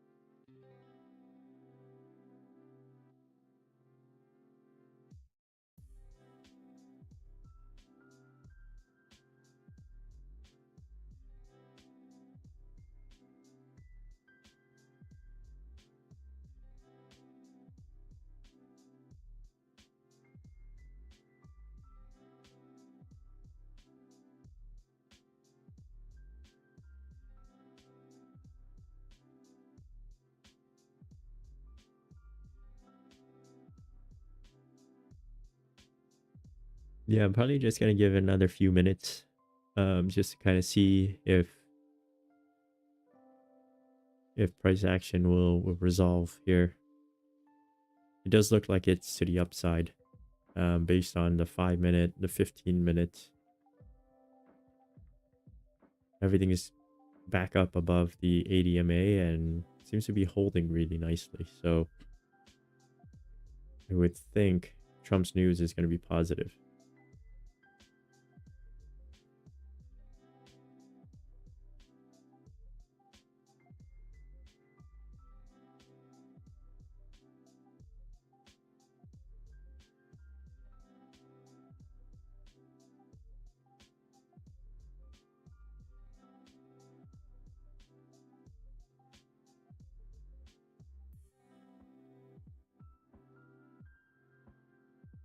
But no trades for me.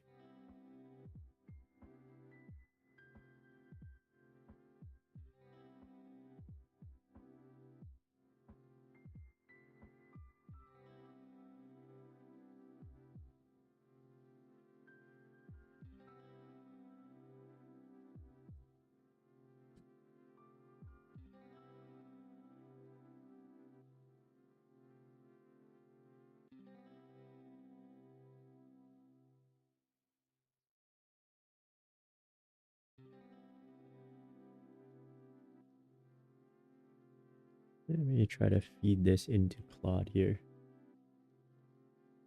and see what Claude's take is.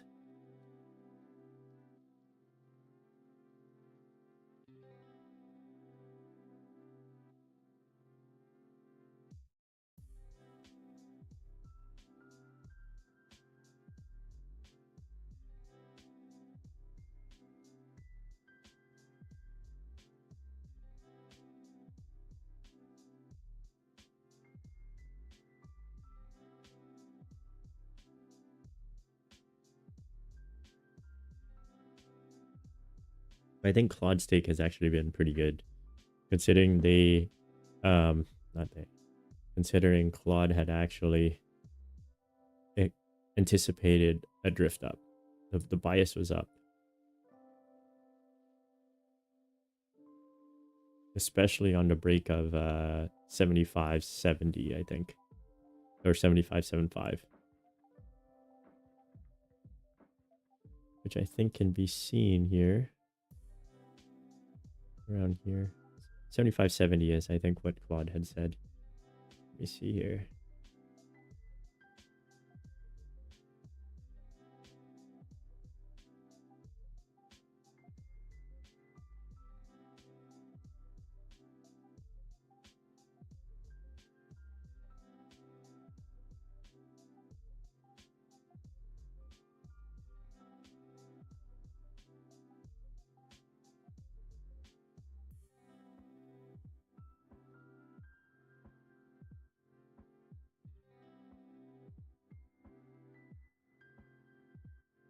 Yeah, the rough targets, or the rough range was 75.40 to 75.70/80 is the is what the gamma chart essentially shows us. And you can kind of see that here, and Claude read that beautifully. Mind you, I did train it, but if you look at these two negative gamma levels here, I would say these are the two major levels that are actually holding. 75.85 and 75.30 that's holding price action here. Like, should we head down, I would probably play a mean reversion back up. But we're probably going to hang out within this positive gamma cluster. But now we opened up pretty high within the negative gamma zone. And so far we've been stuck in the negative gamma zone. So it's almost like indecision for the most part.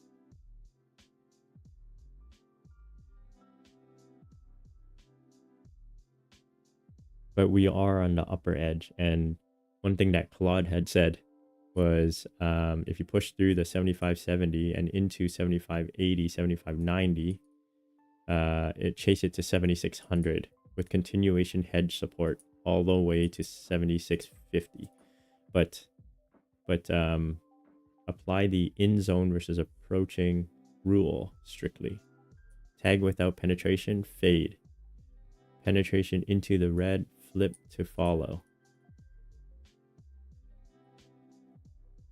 I don't really buy all that, but the fact that it picked up 7600, beautiful. Like it picked up all these like major points.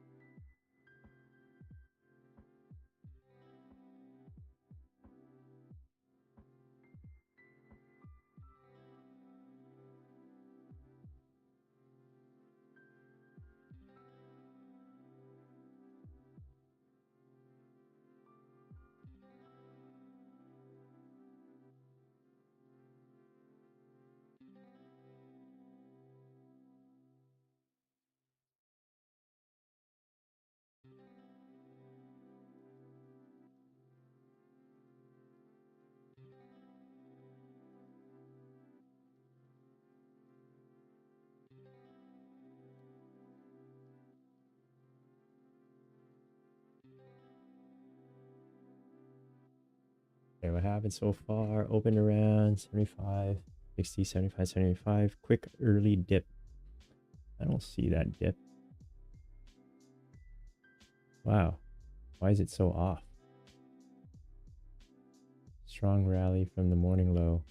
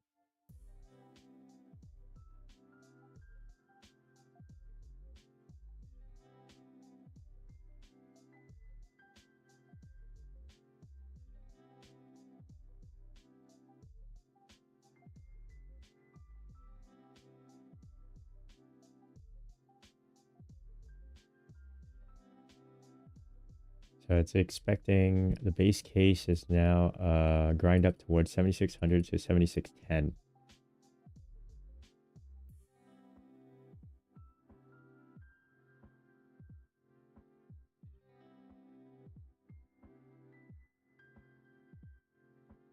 Central case if continuation hedge build up at 7650. That's where the continuation hedge is built. So there's a possible extension. Mean reversion.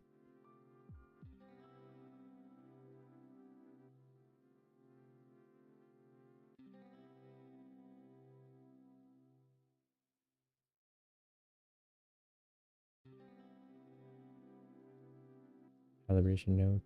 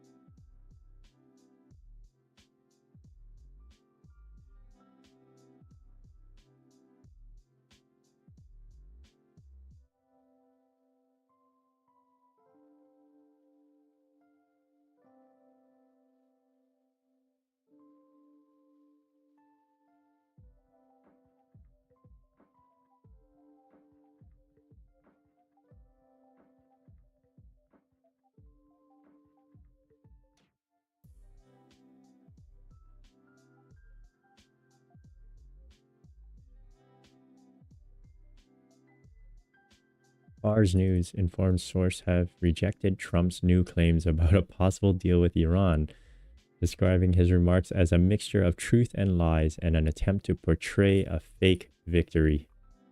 Wow, so Iran's really not letting up, which is expected. And we've been seeing a lot of these news headlines after Trump says something, Iran comes out and says, hey, none of that is true.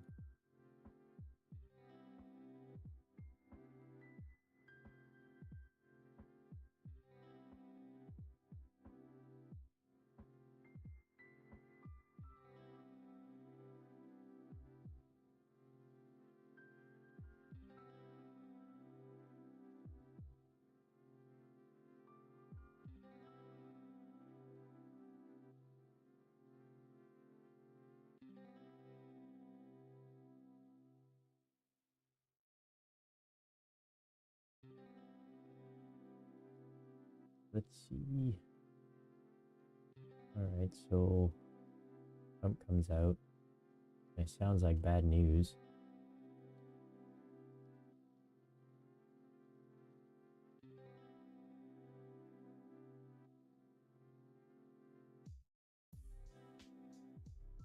Do we have another trade?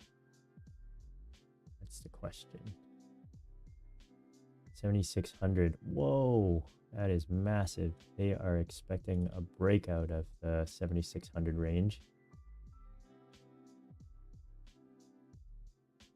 Wow, so that changes the profile quite a bit.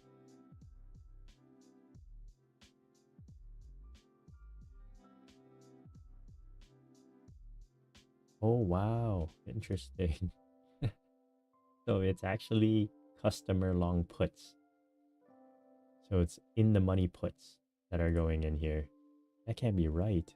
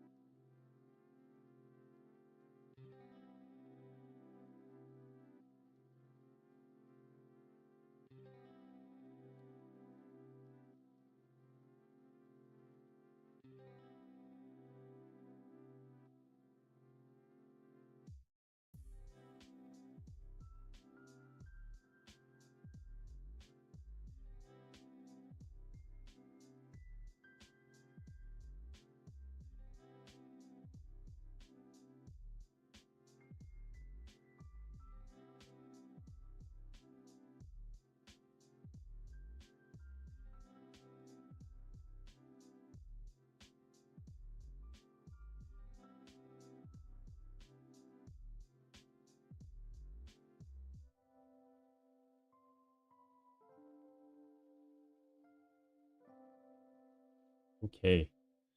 Now it seems to want to come right back down, especially after that news. It was not positive news at all.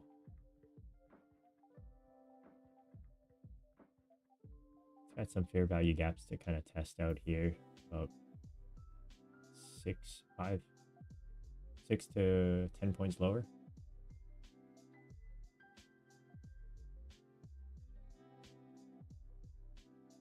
So we'll see what it does.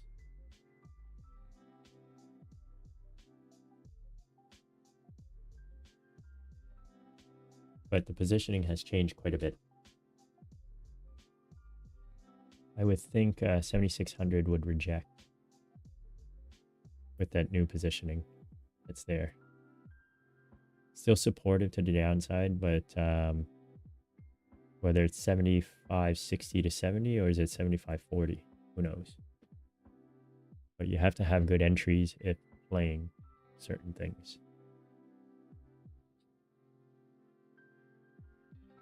Maybe an iron condor would work really nicely. The iron condor, if you did like a put credit spread or a short put spread, whatever you want to call it, down below 75.40, and then one above, and then a short call spread at 76.20 or something. I don't know what the payout would be, but it seems like the perfect time for an iron condor.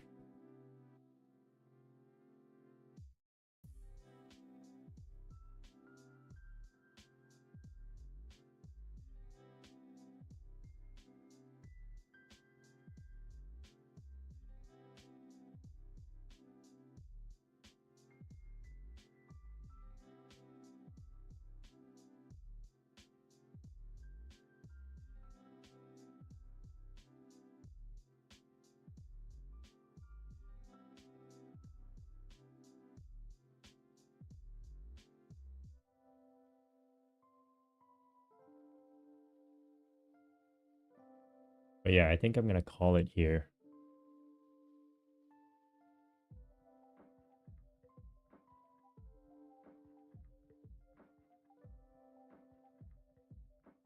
And we'll start back streaming up on Monday again.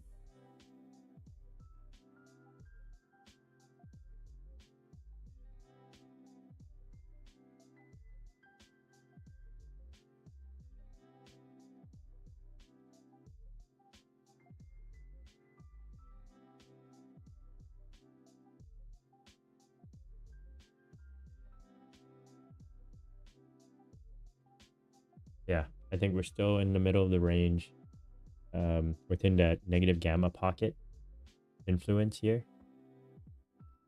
And until we kind of move above, now we it's kind of tougher to call the pin above 7600 because 7600 now acts as resistance. Now, knowing that the positions are predominantly naked puts, customer long puts that are in the money, I would have to think that if we do move up, that positioning will start coming off. And if the position starts coming off, then suddenly the upside looks a lot more magnetic. But right now, we're pretty much smack dab in the middle for the day. If you're going to try anything, try it with minimal risk, because right now the gamma profiles can suggest either direction.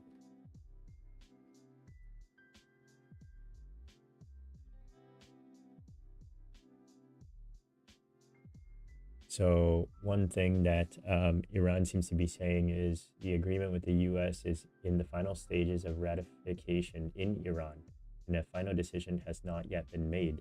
Iran has stressed that after the US blockade is lifted, it will reopen the Strait of Hormuz according to its own predetermined arrangements.